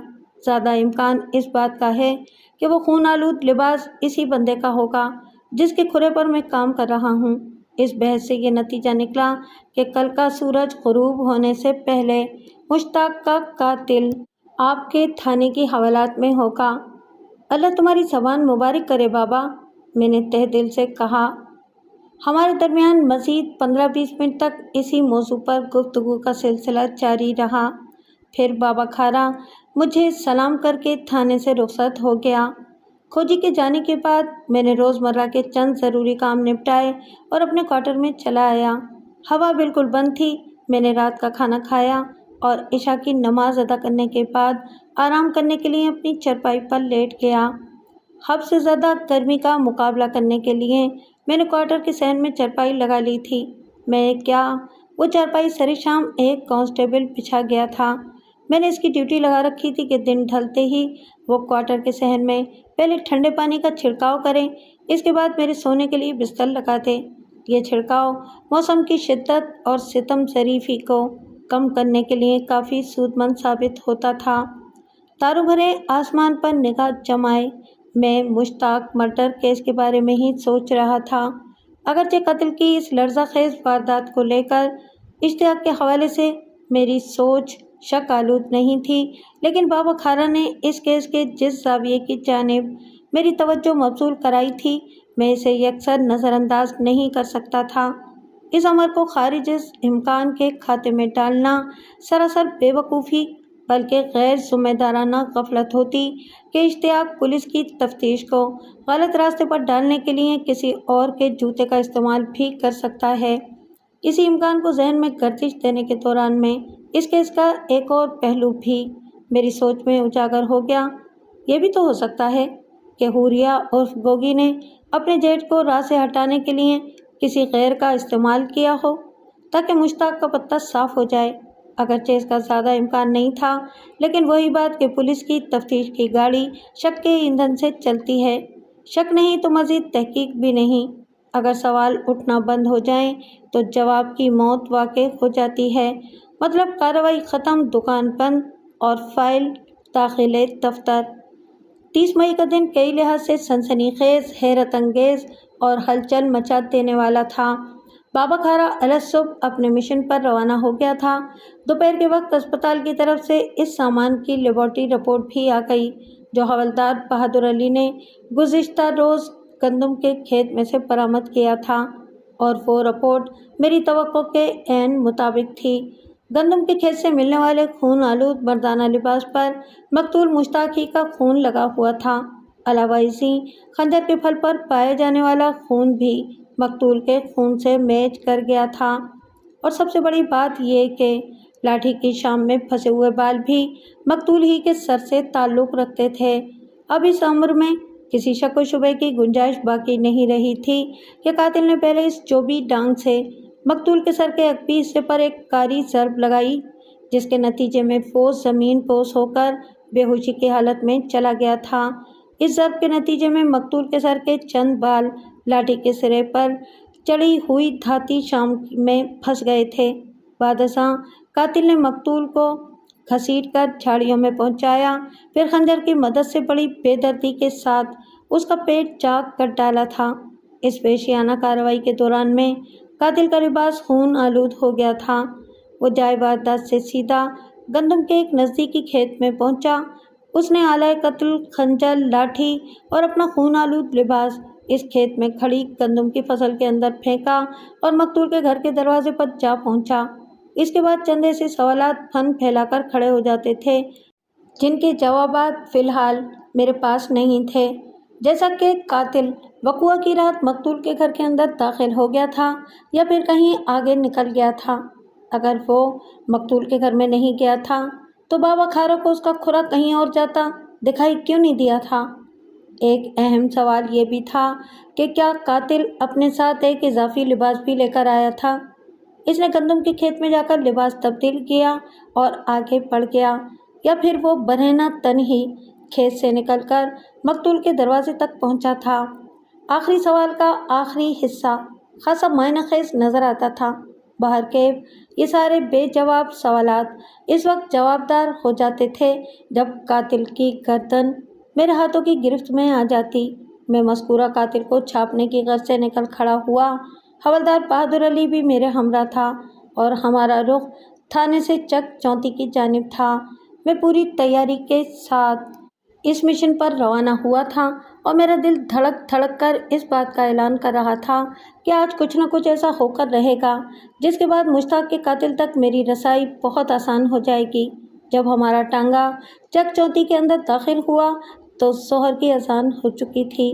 آج مسجد میں بعد نماز ظہر مشتاق حسین کا سوئم تھا، لہذا عام دنوں کی بنسبت آج نمازیوں کی تعداد زیادہ ہونے کے قوی امکانات تھے۔ میں گندم کے کھیت سے ملنے والے خون آلود لباس کی شناخت پریڈ کی غرض سے وہاں آیا تھا۔ وہ مسجد ایک حال نما کچے کمرے اور کشادہ صحن پر مشتمل تھی۔ صحن کے مختلف حصوں میں سایہ دار قداوت درخت استادہ تھے، تاہم مذکورہ مسجد کی کوئی چار دیواری تھی اور نہ ہی کوئی داخلی دروازہ۔ یہ جس زمانے کا قصہ ہے، تب گاؤں دیہات کی اکثر مساجد ایسی ہی بے سر و سامان ہوا کرتی تھیں، مگر وہاں پر نماز کی ادائیگی کا لطف و سرور آج کی لگژری مساجد کی بنسبت کہیں زیادہ اور دیرپا ہوا کرتا تھا۔ میں نے کوچوان کو مسجد کے نزدیک ایک گھنے سایہ دار درخت کے نیچے ٹانگا روکنے کو کہا۔ اس نے فوراً میرے حکم کی تعمیل کر دی۔ اسی وقت میری نگاہ بابا کھارا پر پڑی۔ وہ تیز تیز قدموں سے چلتے ہوئے ہماری ہی جانب آ رہا تھا۔ اس کے چہرے پر مجھے دبا دبا جوش اور کھلی کھلی تشویش دکھائی دی۔ اس نے قریب آنے پر مجھے سلام کیا تو میں نے اس کے سلام کا جواب دینے کے بعد پوچھ لیا، خیریت تو ہے بابا کھارا؟ تم اس طرح بھاگتے ہوئے کیوں آ رہے ہو، جیسے تم نے کوئی بہت ہی ڈراؤنی شے دیکھ لی ہو؟ ایسی بات نہیں ہے ملک صاحب، وہ الجھن زدہ لہجے میں بولا، بس میرا دماغ تھوڑا پریشانی میں آ گیا ہے۔ آپ کو ٹانگے میں بیٹھے دیکھا تو میں ادھر چلا آیا۔ تم کس پریشانی کا ذکر کر رہے ہو؟ میں نے پوچھا۔ مجھے کھل کر بتاؤ، ہو سکتا ہے میرے پاس تمہاری پریشانی کا کوئی حل موجود ہو۔ میں کافی دیر سے مسجد کے آس پاس ہی موجود ہوں، وہ وضاحت کرتے ہوئے بولا۔ اذان کے ساتھ ہی مسجد میں گاؤں کے مردوں کی آمد شروع ہو گئی تھی۔ اس وقت 60 سے کچھ زیادہ ہی نمازی اندر موجود ہیں، لیکن وہ بندہ ابھی تک نہیں آیا، میں نے جس کے کھرے کا پیچھا پکڑ رکھا ہے، اور 2-4 منٹ میں جماعت کھڑی ہونے والی ہے۔ میں یہاں آنے والے ایک ایک شخص کے کھرے پر غور کر رہا ہوں۔ مجھے امید تھی کہ میرا مطلوبہ آدمی ضرور ختم سویم میں شامل ہوگا اور میں اسے دوسرے نمازیوں سے الگ پہچان لوں گا۔ اتنی جلدی نا امید نہیں ہوا کرتے بابا کھارا، میں نے معتدل انداز میں کہا۔ ہو سکتا ہے کہ وہ دیر سے آئے، یعنی نماز کے بعد۔ خیر، میں نے لمحاتی توقف کر کے گہری سانس لی اور پھر کہا، تم مجھے مقتول کے چھوٹے بھائی اشتیاق کے بارے میں بتاؤ، کیا وہ اس وقت مسجد کے اندر موجود ہے؟ جی ملک صاحب، وہ تو سب سے پہلے آیا بیٹھا ہے، اس نے اس بات میں جواب دیا۔ تو پھر کیا کہتے ہو؟ میں نے ٹٹولنے والی نظر سے اسے گھورا۔ کیا اب بھی تمہارا شک اسی پر ہے؟ حالت و واقعات تو اشتیاق پر میرے شک کی نفی کر رہے ہیں ملک صاحب، وہ صاف گوئی سے کام لیتے ہوئے بولا، لیکن یہ کیس ایک ایسے سنسنی خیز مرحلے میں داخل ہو چکا ہے کہ آنے والے چند گھنٹوں میں کچھ بھی ہو سکتا ہے جناب عالی۔ اس کی بات میں وزن تھا، اس حوالے سے میں بھی کچھ ایسا ہی محسوس کر رہا تھا۔ آئندہ 5 منٹ میں نے کھوجی بابا کو کھیت سے ملنے والی اشیاء کی رپورٹ کے بارے میں بتا دیا اور اپنی بات کے اختتام پر کہا، میں حوالدار کے ساتھ مسجد میں جا رہا ہوں۔ جیسے ہی نماز مکمل ہوگی، میں خون آلود لباس سب کو دکھا کر اس کے بارے میں پوچھ تاچھ کروں گا۔ اس دوران میں تم مسجد میں داخل ہونے والے دیگر افراد کے پاؤں کے نشانات پر گہری نگاہ رکھو گے۔ میں تمہاری اس بات سے اتفاق کرتا ہوں کہ آج کچھ نہ کچھ ہو کر رہے گا، اور وہ کچھ اس کیس کی الجھی ہوئی ڈور کو سلجھانے کا سبب بن جائے گا انشاءاللہ، اس نے پورے تیقن کے ساتھ کہا اور مسجد کی جانب بڑھ گیا۔ میں نے کوچوان کو ٹانگے ہی میں رکنے کو کہا اور حوالدار بہادر علی کے ساتھ نماز ظہر ادا کرنے کی خاطر خانہ خدا کی سمت قدم بڑھا دیے۔ مولوی صاحب نے جیسی نماز ختم کی، میں اٹھ کھڑا ہوا، پھر حاضرین مسجد کو مخاطب کرتے ہوئے بآواز بلند کہا، میں جانتا ہوں آج یہاں پر مقتول مشتاق کا سویم ہے۔ آپ سب پڑھائی وغیرہ میں لگ جائیں گے، جس کے بعد مرحوم کی مغفرت کے لیے دعا کی جائے گی، لیکن میرے پاس زیادہ وقت نہیں ہے۔ میں آپ لوگوں سے مشتاق کے قاتل کے حوالے سے ایک اہم سوال پوچھنے آیا ہوں۔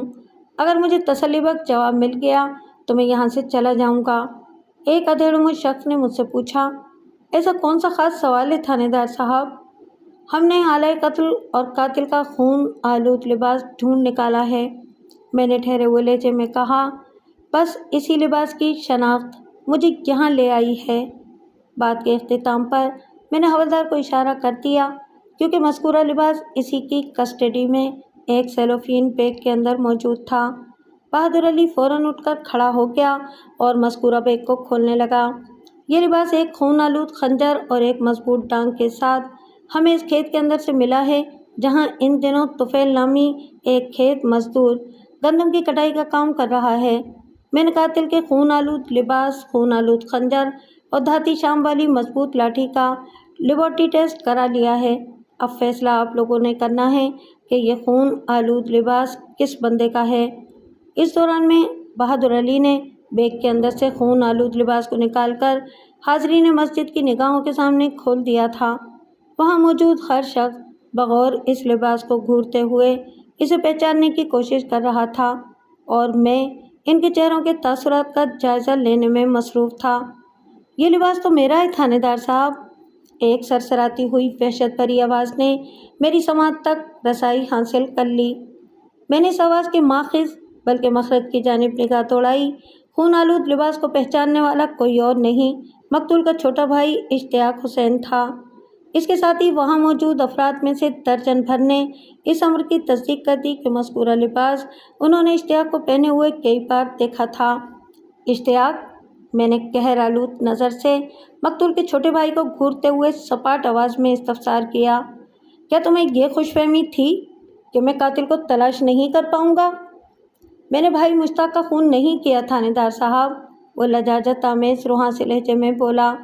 10 دن پہلے میرا یہ لباس کہیں گم ہو گیا تھا، کسی نے مجھے پھنسانے کے لیے یہ سارا چکر چلایا ہے۔ آپ میری بات کا یقین کریں جناب، میں بڑی سے بڑی قسم کھانے کو تیار ہوں کہ میں نے بھائی مشتاق کی جان نہیں لی۔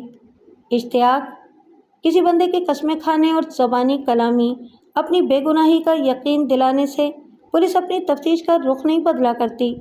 میں نے اس کی آنکھوں میں دیکھتے ہوئے 2 ٹوک الفاظ میں کہا، میں تمہیں صرف آدھے گھنٹے کی مہلت دے رہا ہوں، تم مشتاق کے سوئم کے معاملات سے فارغ ہو کر باہر آ جاؤ، میں ٹانگے میں تمہارا انتظار کر رہا ہوں۔ سرکار، اب میری بات تو سنیں۔ خاموش، میں نے کچھ کہنے کے لیے منہ کھولا ہی تھا کہ میں نے اسے دبکا مارا۔ اس نے کچھ کہنے کے لیے منہ کھولا ہی تھا کہ میں نے اسے دبکا مارا۔ تمہیں اپنی صفائی میں جو کچھ بھی کہنا ہے تھانے میں میرے سامنے بیٹھ کر کہو گے۔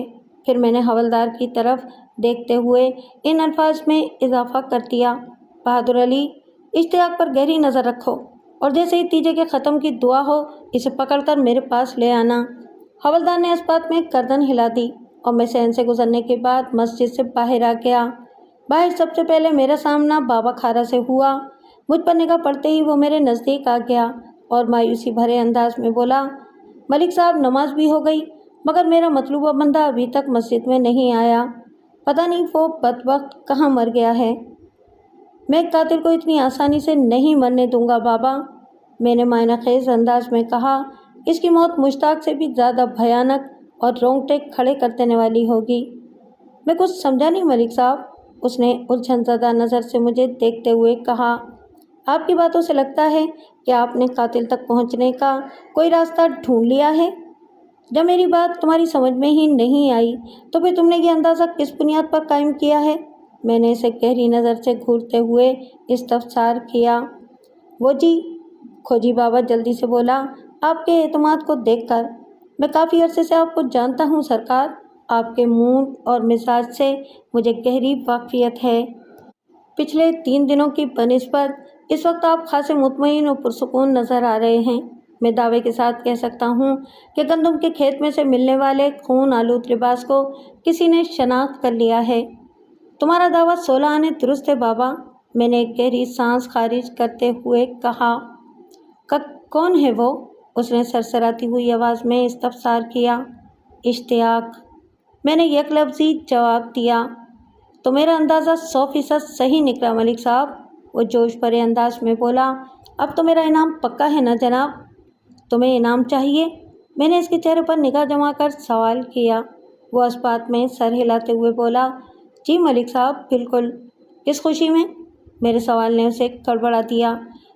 میرا مطلب ہے، وہ لکنت زدہ لہجے میں بولا، میں 3 دن سے قاتل تک رسائی حاصل کرنے کے لیے ایک بندے کے کھرے کا تعاقب کر رہا ہوں اور میں نے کئی بار آپ کو یقین دلانے کی کوشش کی ہے کہ میرا شک صرف اور صرف مقتول کے چھوٹے بھائی اشتیاق پر ہے، اور اب آپ بھی اسی قسم کی بات کر رہے ہیں۔ لگتا ہے کہ مایوسی اور ناکامی کے احساس نے تمہارا دماغ واقعی خراب کر دیا ہے بابا۔ اس کی بات مکمل ہونے پر میں نے ٹھہرے ہوئے لہجے میں کہا، میں نے ابھی تمہیں صرف یہ بتایا ہے کہ گندم کے کھیت سے ملنے والا وہ خون آلود لباس اشتیاق کا ہے۔ اس سے یہ ثابت نہیں ہو جاتا کہ مشتاق کا قتل اسی نے کیا ہے۔ اشتیاق کا کہنا ہے کہ وہ لباس 10 دن پہلے چوری ہو گیا تھا۔ جس طرح تمہاری پیش کردہ تھیوری کے مطابق اشتیاق نے کسی اور شخص کے جوتے پہن کر جائے وقوع سے گندم کے کھیت اور اس کھیت سے مقتول کے گھر تک کا سفر کیا تھا تاکہ پولیس کی تفتیش کو غلط رخ پر ڈالا جا سکے۔ بالکل اسی طرح یہ بھی عین ممکن ہے کہ قاتل نے اشتیاق کا لباس چرا کر قتل کی واردات کی ہو اور اس خون آلود لباس کو دانستہ آلہ قتل اور لاٹھی کے ساتھ گندم کے کھیت میں پھینک دیا ہو تاکہ جب وہ تینوں چیزیں پولیس کے ہاتھ لگیں تو خون آلود لباس کے ذریعے پولیس مشتاق تک پہنچ جائے۔ میری بات سمجھ میں آ رہی ہے نا؟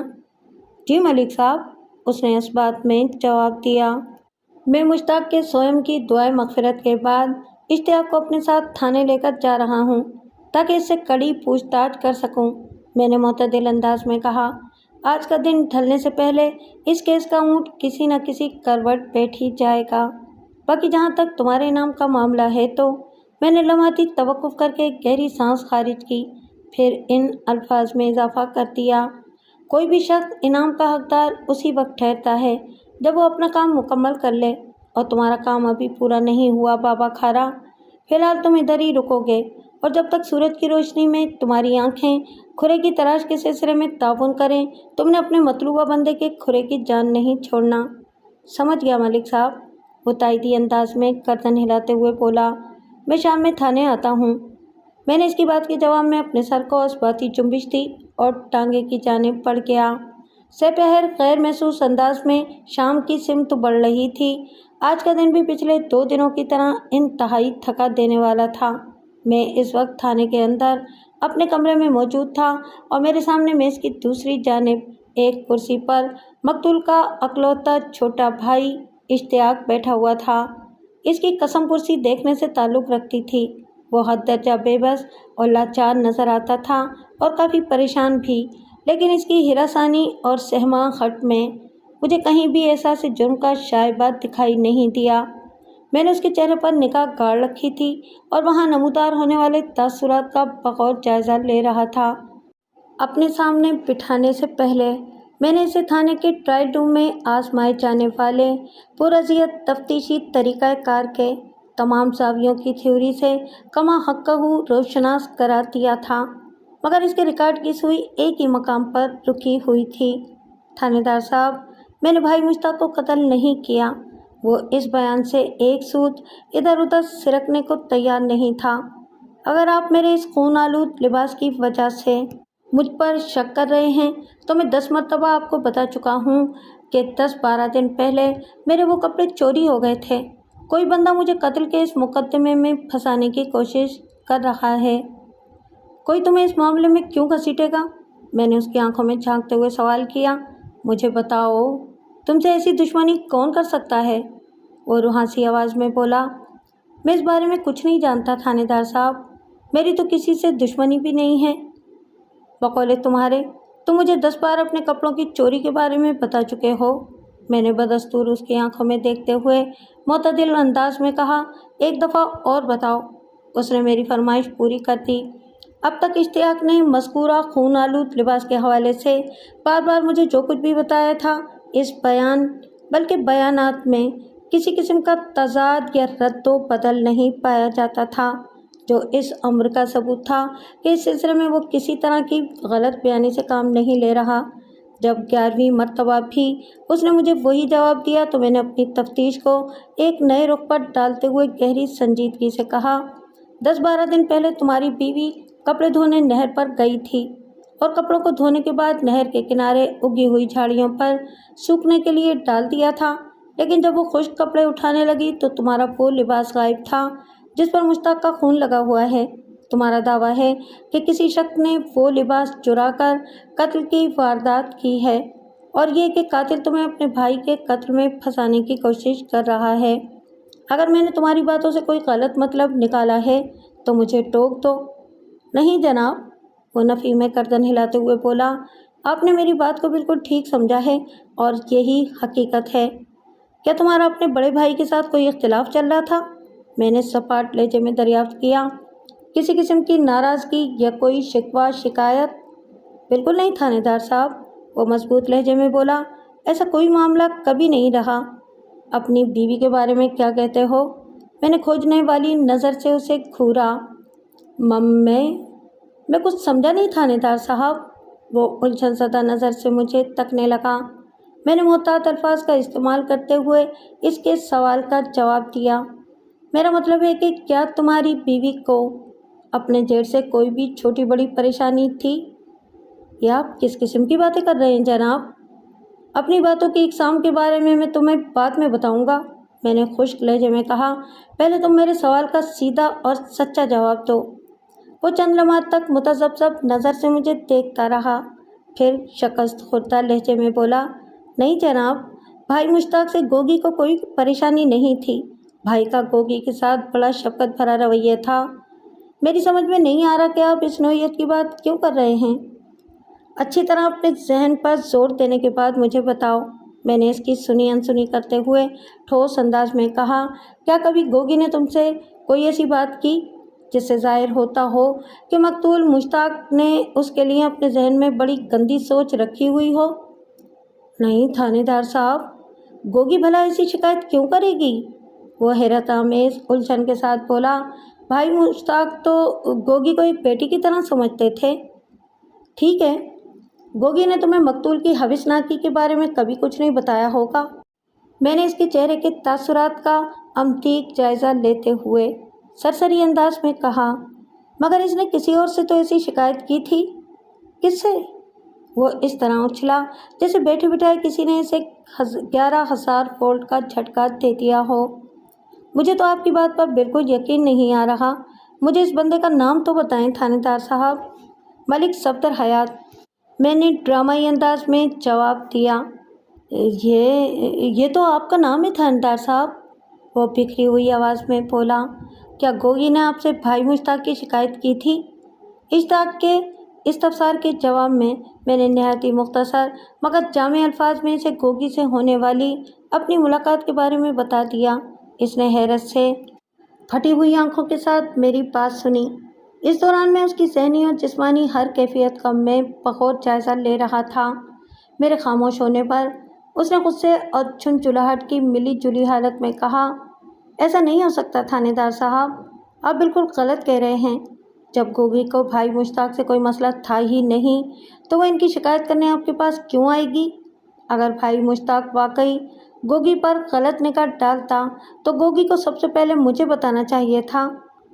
میرا خیال ہے کہ سامنے بیٹھ کر بات کرنا ٹھیک رہے گا، میں نے سرسری انداز میں کہا۔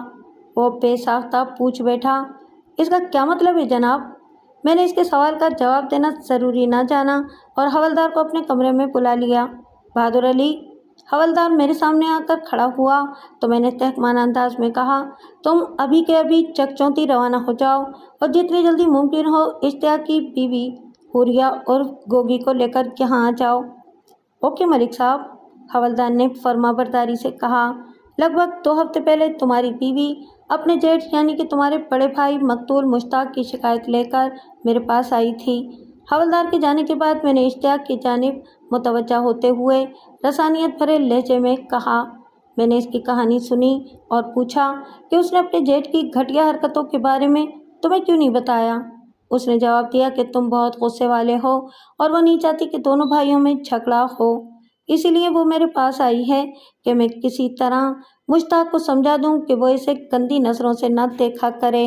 میں نے تمہاری بیوی کی تسلی دلاسا دے کر تھانے سے رخصت تو کر دیا، لیکن اس کے بیان کی تصدیق کرنا ضروری سمجھا۔ میں نے اپنے ذرائع استعمال کر کے دائی بشیرہ اور حکیم دوست محمد سے پوچھ تاچھ کرائی تو پتہ چلا کہ مقتول کے جامن کے پیڑ سے گر کر زندگی بھر کے لیے ناکارہ ہو جانے والی کہانی تو درست ہے، مگر تمہارے بھائی کے ناپاک کردار کے بارے میں ایک بھی گواہی نہیں ملی۔ ہر کوئی مقتول مشتاق کو ایک نیک اور شریف انسان سمجھتا ہے۔ اس تحقیق اور تفتیش سے میں نے یہی نتیجہ اخذ کیا کہ گوگی کو اپنے جیٹ کے حوالے سے کوئی شدید قسم کی غلط فہمی ہو گئی ہے۔ وہ دوبارہ میرے پاس آئے گی تو میں اسے سمجھا دوں گا کہ وہ اپنے جیٹ کے کردار کو شک کی نگاہ سے نہ دیکھے۔ میں نے سانس ہموار کرنے کی غرض سے لمحاتی توقف کیا اور پھر اپنی بات مکمل کرتے ہوئے ان الفاظ میں اضافہ کر دیا، پھر وہ پلٹ کر دوبارہ میرے پاس نہیں آئی اور تمہارے بھائی کی لرزہ خیز موت کی خبر آ گئی۔ اتنا سب کچھ ہو گیا اور مجھے کچھ پتہ ہی نہیں؟ اشتیاق کی آنکھیں ٹپٹپائیں۔ تھانے دار صاحب، مجھے تو بالکل یقین نہیں آ رہا۔ تمہیں یقین دلانے کے لیے ہی تو میں نے گوگی کو یہاں بلایا ہے، میں نے معتدل انداز میں کہا، اور اس بات کا بھی پتہ چلانا ہے کہ تمہارے بڑے بھائی کو کس نے اور کیوں قتل کیا ہے، لیکن میرے نرم رویے سے تم اس خوش فہمی میں مبتلا نہیں ہو جانا کہ تم پر سے میرا شک بالکل ہی ہٹ گیا ہے۔ وہ آنسوؤں سے بھری ہوئی آنکھوں سے مجھے تکنے لگا۔ ہمارے درمیان سوال و جواب کا سلسلہ جاری ہی تھا کہ کھوجی بابا کھارا چکچونتی سے واپس آ گیا۔ میں نے فوراً اسے اپنے کمرے میں بلا لیا۔ اس نے انکشاف انگیز لہجے میں بتایا، ملک صاحب، میں نے اس بندے کو ڈھونڈ لیا ہے۔ میں سیدھا ہو کر بیٹھ گیا اور پوچھا، تم اسی بندے کا ذکر کر رہے ہو نا جس کے پراسرار کھرے نے تمہاری مت مار رکھی ہے؟ جی جی وہی، وہ جلدی سے بولا۔ کون ہے وہ؟ میں نے پوچھا۔ اس بندے کا نام سعید عرف سعیدو نائی ہے ملک صاحب، بابا کھارا نے جواب دیا۔ وہ قادر علی نائی کا اکلوتا بیٹا ہے، دونوں باپ بیٹا مل کر گاؤں میں حجام کی دکان چلاتے ہیں۔ میرے استفسار پر کھوجی نے مزید بتایا کہ جب میں اشتیاق کو لے کر چکچونتی سے روانہ ہو گیا تو اس نے ایک بار پھر مقتول کے گھر کا رخ کیا، کیونکہ مسجد کے آس پاس وقت برباد کرنا ٹھیک نہیں تھا۔ اس کا مطلوبہ بندہ تو مقتول کے سوئم میں شرکت کرنے وہاں آیا ہی نہیں تھا۔ بہرکیف جب وہ مقتول کے گھر کے سامنے پہنچا تو اس نے گھر کے اندر سے ایک دراز قامت نوجوان کو نکلتے دیکھا۔ بابا کھارا نے تھوڑا فاصلہ رکھ کر اس بندے کا تعاقب شروع کر دیا، یعنی وہ مرد مذکور کے کھرے کو جانچتے ہوئے آگے بڑھنے لگا، اور یہ دیکھ کر اس کی خوشی کی کوئی انتہا نہ رہی کہ بالآخر وہ اس بندے کو تلاش کرنے میں کامیاب ہو گیا تھا جس کے کھرے نے اسے 3 دن سے خواری میں ڈال رکھا تھا۔ بہرحال بابا کھارا سعیدو نائی کے بارے میں جانکاری حاصل کرنے کے بعد واپس آ گیا تھا۔ جس وقت مسجد میں مشتاق کے سوئم کا ختم چل رہا تھا، سعیدو نائی گھر کے اندر اشتیاق کی بیوی کے پاس موجود تھا۔ اپنی بات کے اختتام پر کھوجی نے کہا، مجھے یہ بندہ بالکل ٹھیک نہیں لگتا ملک صاحب۔ اس تھانے میں بگڑے تگڑے لوگوں کو ٹھیک کرنے کا تسلی بخش کام کیا جاتا ہے بابا کھارا، میں نے سنسناتے ہوئے لہجے میں کہا۔ اگر سعیدو نائی تمہیں ٹھیک نہیں لگتا تو میں اسے ٹھیک ٹھاک اور ٹھوک کر دوں گا۔ میں نے بہادر علی کو چکچونتی بھیجا ہوا ہے اشتیاق کی بیوی گوگی کو لانے کے لیے۔ تم ایک سپاہی کو اپنے ساتھ لے کر فوراً روانہ ہو جاؤ۔ حوالدار کو اپنی تحقیق سے آگاہ کرو اور گوگی کے ساتھ ہی سعیدو نائی کو بھی پکڑ کر میرے پاس لے آؤ، ذرا پتہ تو چلے۔ میں نے ڈرامائی انداز میں توقف کیا، پھر اشتیاق کے چہرے پر نگاہ جما کر ان الفاظ میں اضافہ کر دیا، ذرا پتہ تو چلے کہ مشتاق کو موت کے گھاٹ اتارنے کے بعد خون آلود لباس، خون آلود خنجر اور شام چڑھی لاٹھی کو گندم کے کھیت میں چھپانے والا سعیدو نائی اشتیاق کی عدم موجودگی میں تیجے کے ختم کو چھوڑ کر اس کے گھر میں گوگی کے ساتھ کیا کرتا پھر رہا تھا۔ اشتیاق میرے معائنہ خیز اور خطرناک تیور دیکھ کر چونک اٹھا اور حیرت بھری نظر سے مجھے دیکھتا چلا گیا۔ جب کوئی گناہ گار پولیس کے ہاتھ لگ جاتا ہے تو اس کی زبان کھلوانا زیادہ مشکل ثابت نہیں ہوتا۔ میں نے سعیدو نائی اور گوگی کے منہ سے سچ اگلوانے کے لیے مار پیٹ کا راستہ اختیار کرنے کے بجائے ایک خوبصورت چال چلی۔ سب سے پہلے میں نے اشتیاق کو ایک ایسی جگہ چھپا دیا جہاں سے گوگی اسے دیکھ نہ سکے، مگر گوگی کی آواز مسلسل اشتیاق کی سماعت تک پہنچتی رہے۔ ہاں بھائی گوگی، میں نے تمہارے گھر والے سے کڑی پوچھ تاچھ کی ہے، مگر وہ تو ایک ہی بات پر اڑا ہوا ہے کہ مشتاق میں کوئی خرابی نہیں تھی۔ گوگی بکواس کرتی ہے کہ وہ اسے بری نظر سے دیکھتا تھا، میں نے اس کی آنکھوں میں دیکھتے ہوئے سادہ سے لہجے میں کہا۔ بڑے بھائی کے قتل کے الزام میں اسے لازمی پھانسی یا پھر عمر قید ہو جائے گی۔ اب تم مجھے سچ سچ بتا دو کہ تم نے اس پاگل انسان کو ایسا کیا کہہ دیا تھا کہ اس نے تمہارے جیٹ کو قتل کر ڈالا؟ وہی جو میں نے 15 دن پہلے آپ سے کہا تھا، وہ مکاری سے بولی۔ لیکن آپ نے میرے لیے کچھ نہیں کیا، مجبوراً میں نے مشتاق کے کرتوتوں کے بارے میں اشتیاق کو سب کچھ بتا دیا۔ وہ میری بات سنتے ہی آگ بگولا ہو گیا۔ مجھے اسی بات کا ڈر تھا کہ وہ کوئی غلط اور سنگین قدم نہ اٹھا لے، اور دیکھ لیں وہی ہوا ہے۔ میں بھی کتنی بدنصیب ہوں کہ مشتاق کو اشتیاق نے قتل کیا ہے اور لوگ مجھے قصوروار ٹھہرا رہے ہیں۔ تمہیں لوگوں کی پرواہ نہیں کرنی چاہیے، میں نے اپنے لہجے میں مصنوعی ہمدردی بھرتے ہوئے کہا۔ وہ تو کچھ نہ کچھ کہتے ہی رہتے ہیں۔ آپ بہت سمجھدار اور نیک انسان ہیں تھانے دار صاحب، وہ بڑی لگاوٹ سے بولی اور پوچھا، آپ نے نائیوں کے لڑکے کو کس لیے گرفتار کیا ہے؟ اس عمر میں کسی شک و شبے کی گنجائش تلاش نہیں کی جا سکتی تھی کہ حوریہ عرف گوگی نہایت ہی حسین و جمیل عورت تھی، مگر اس کے ساتھ ہی عیاری بھی اس کی فطرت میں کوٹ کوٹ کر بھری ہوئی تھی۔ وہ دوسروں سے اپنا کام نکالنے کا ہنر جانتی تھی۔ بس معمول کی پوچھ تاچھ کے لیے اسے تھانے لایا گیا ہے، میں نے سرسری انداز میں جواب دیا۔ 2-4 سوالات کے بعد میں اسے چھوڑ دوں گا، تم اس کے ساتھ اپنے گھر چلی جانا۔ اور اشتیاق؟ گوگی نے سوالیہ نظر سے مجھے دیکھا۔ اس کا بچنا ناممکن ہے، میں نے سرسراتی ہوئی آواز میں کہا۔ وہ میرے تھانے سے عدالت جائے گا اور پھر وہاں سے سیدھا پھانسی کے تختے پر، یا پھر عمر بھر جیل کی سنگلاخ دیواروں کے پیچھے سڑتا رہے گا۔ گوگی کے چہرے پر مجھے ایسا سکون اور اطمینان نظر آیا جیسا اس انسان کی آنکھوں میں جھلکتا ہے جو طویل صحرائی سفر کے بعد اپنی سرسبز و شاداب منزل پر پہنچ گیا ہو۔ گوگی کا یہ خاموش رد عمل موجودہ حالات میں انسانی فطرت سے لگا نہیں کھاتا تھا۔ گویا اس بات کی تصدیق ہو گئی تھی کہ وہ اپنی شوہر کی زندگی کا باب بند ہونے پر بہت خوش تھی۔ میں نے گوگی کو باہر بھیج کر سعیدو کو اندر بلا لیا اور ہلکی پھلکی 2-4 باتوں کے بعد مدعے پر آتے ہوئے رازدارانہ انداز میں کہا، گوگی نے تمہاری بہت تعریف کی ہے۔ اشتیاق کو تو لازمی پھانسی ہو جائے گی، اب تمہیں نے گوگی کا خیال رکھنا ہے، میری بات سمجھ رہے ہو نا؟ اس کا چہرہ کسی گلاب کے مانند کھل اٹھا۔ سعیدو سیاہ رنگت کا مالک ایک دراز قامت نوجوان تھا۔ اس حریصانہ خوشی نے اس کی شکل کو بھیانک اور مذاق خیز بنا دیا۔ وہ رال ٹپکانے والے انداز میں جلدی سے بولا، اس کا اضطرار دیکھنے کے لائق تھا۔ آپ فکر نہ کریں تھانے دار صاحب، گوگی اب میری ذمہ داری ہے۔ میں نے حوالدار کو سب کچھ سمجھا رکھا تھا اور وہ میرے کمرے کے باہر برآمدے میں موجود تھا۔ بہادر علی، میں نے بآواز بلند اسے پکارا، گوگی کو اندر بھیج دو۔ اگلے ہی لمحے گوگی میرے سامنے حاضر ہو گئی۔ میں نے اسے بھی سعیدو کے برابر میں بیٹھنے کو کہا۔ سعیدو اور گوگی کے ساتھ میں نے ایسا برتاؤ کیا تھا کہ انہیں ایک لمحے کے لیے بھی میری چال کا احساس نہ ہوا، اسی لیے انہوں نے میرے بچھائے ہوئے جال میں پاؤں ڈال کر اپنی زبان سے مجھے اتنا کچھ بتا دیا تھا کہ جس سے میرا کام نہایت آسان ہو گیا۔ تھانے دار صاحب، سعیدو نے میری طرف دیکھتے ہوئے عجیب سے انداز میں پوچھا، اشتیاق کو آپ نے کہاں رکھا ہوا ہے؟ وہ مجھے کہیں نظر نہیں آیا۔ اشتیاق اسی کمرے میں موجود ہے، میں نے انکشاف انگیز لہجے میں کہا، اور اس نے تم دونوں کی مجرمانہ باتیں سن لی ہیں۔ پھر میں نے اپنے کمرے کی ایک دیوار کے ساتھ استادہ فائلوں والی چوبی الماری کی جانب دیکھتے ہوئے ٹھوس انداز میں کہا، اشتیاق باہر نکل آؤ۔ اگلے ہی لمحے اشتیاق مذکورہ الماری کی اوٹ سے برآمد ہوا۔ اس کا چہرہ غصے سے تمتما رہا تھا اور آنکھیں ان دونوں کے لیے نفرت بھری چنگاریاں چھوڑ رہی تھیں۔ اس نے اپنی خوبصورت بیوی کا مکروہ چہرہ پہلی بار دیکھا تھا۔ وہ جس گوگی کو آرام و آسائش پہنچانے کے لیے دن بھر محنت مشقت کرتا تھا، وہ نہ صرف بے وفائی کی مرتکب ہوئی تھی بلکہ اس نے اپنے آشنا کی مدد سے اس کے بڑے بھائی کو بھی اذیتناک موت دی تھی۔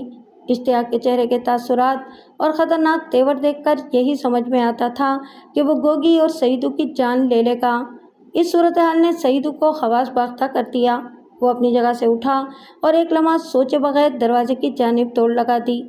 خبردار، میں نے سعیدو کی طرف دیکھتے ہوئے درست لہجے میں کہا، اگر تم نے فرار ہونے کی کوشش کی تو میں تمہیں گولی مار دوں گا۔ اسے شوٹ کرنے کا میرا کوئی ارادہ نہیں تھا، کیونکہ مجھے تو اسے عدالت سے قرار واقعی سزا دلوانا تھی اور اس کی شریک جرم گوگی کو بھی اس کے کیے کا صلہ ملنا تھا، اگرچہ یہ صلہ کسی اجر یا انعام والا نہیں تھا، کیونکہ اس نے جو گل کھلایا تھا وہ بدترین سزا کا متقاضی تھا۔ میری آواز کی بلندی نے حوالدار بہادر علی کو متحرک کر دیا تھا۔ चुनाचे सईदू को मेरे कमरे के दरवाजे पर ही गिरफ्तार कर लिया गया। गोगी तेजी से इश्तियाक की जानी पड़ी और दोनों हाथ जोड़कर मिन्नत रेज लहजे में बोली, इश्तियाक, मुझे माफ़ कर दो, मुझे अपनी गलती का एहसास हो गया है। सईदू ने मुझे बरगला दिया था, पता नहीं मैं कैसे इसकी बातों में आ गई। खबरदार जो तुमने अपनी नापाक ज़बान से मेरा नाम लिया हो, इश्तियाक ने खुशीले लहजे में कहा। तुम मेरे भाई की कातिल हो। भाई मुश्ताक का खून रंग ले आया है। तुम भी अपने आशिक के साथ ही जेल में सड़ोगी ज़िंदगी भर के लिए। सूरत हाल रोज़े रोशन की तरह अयां हो चुकी थी। मैंने अगले ही रोज़ इस केस को निपटा दिया, लेकिन एक बात आज तक मेरी समझ में नहीं आई कि गोगी को आखिर सईदू नाई में क्या नज़र आया था। हाँ, अलबत्ता ये साफ जाहिर था कि सईदू नाई इश्तियाक को मुश्ताक के कत्ल के इल्ज़ाम में फांसी लगवाकर इसकी हसीन और दिलकश बीवी और 12 एकड़ ज़रई अराज़ी पर काबिज़ होने का ख्वाब देख रहा था। ऐसे ख्वाब देखने से परहेज़ करना चाहिए जिनके टूटने पर इनकी मोहलिक किरचियाँ ज़िंदगी को लहू लुहान कर दें।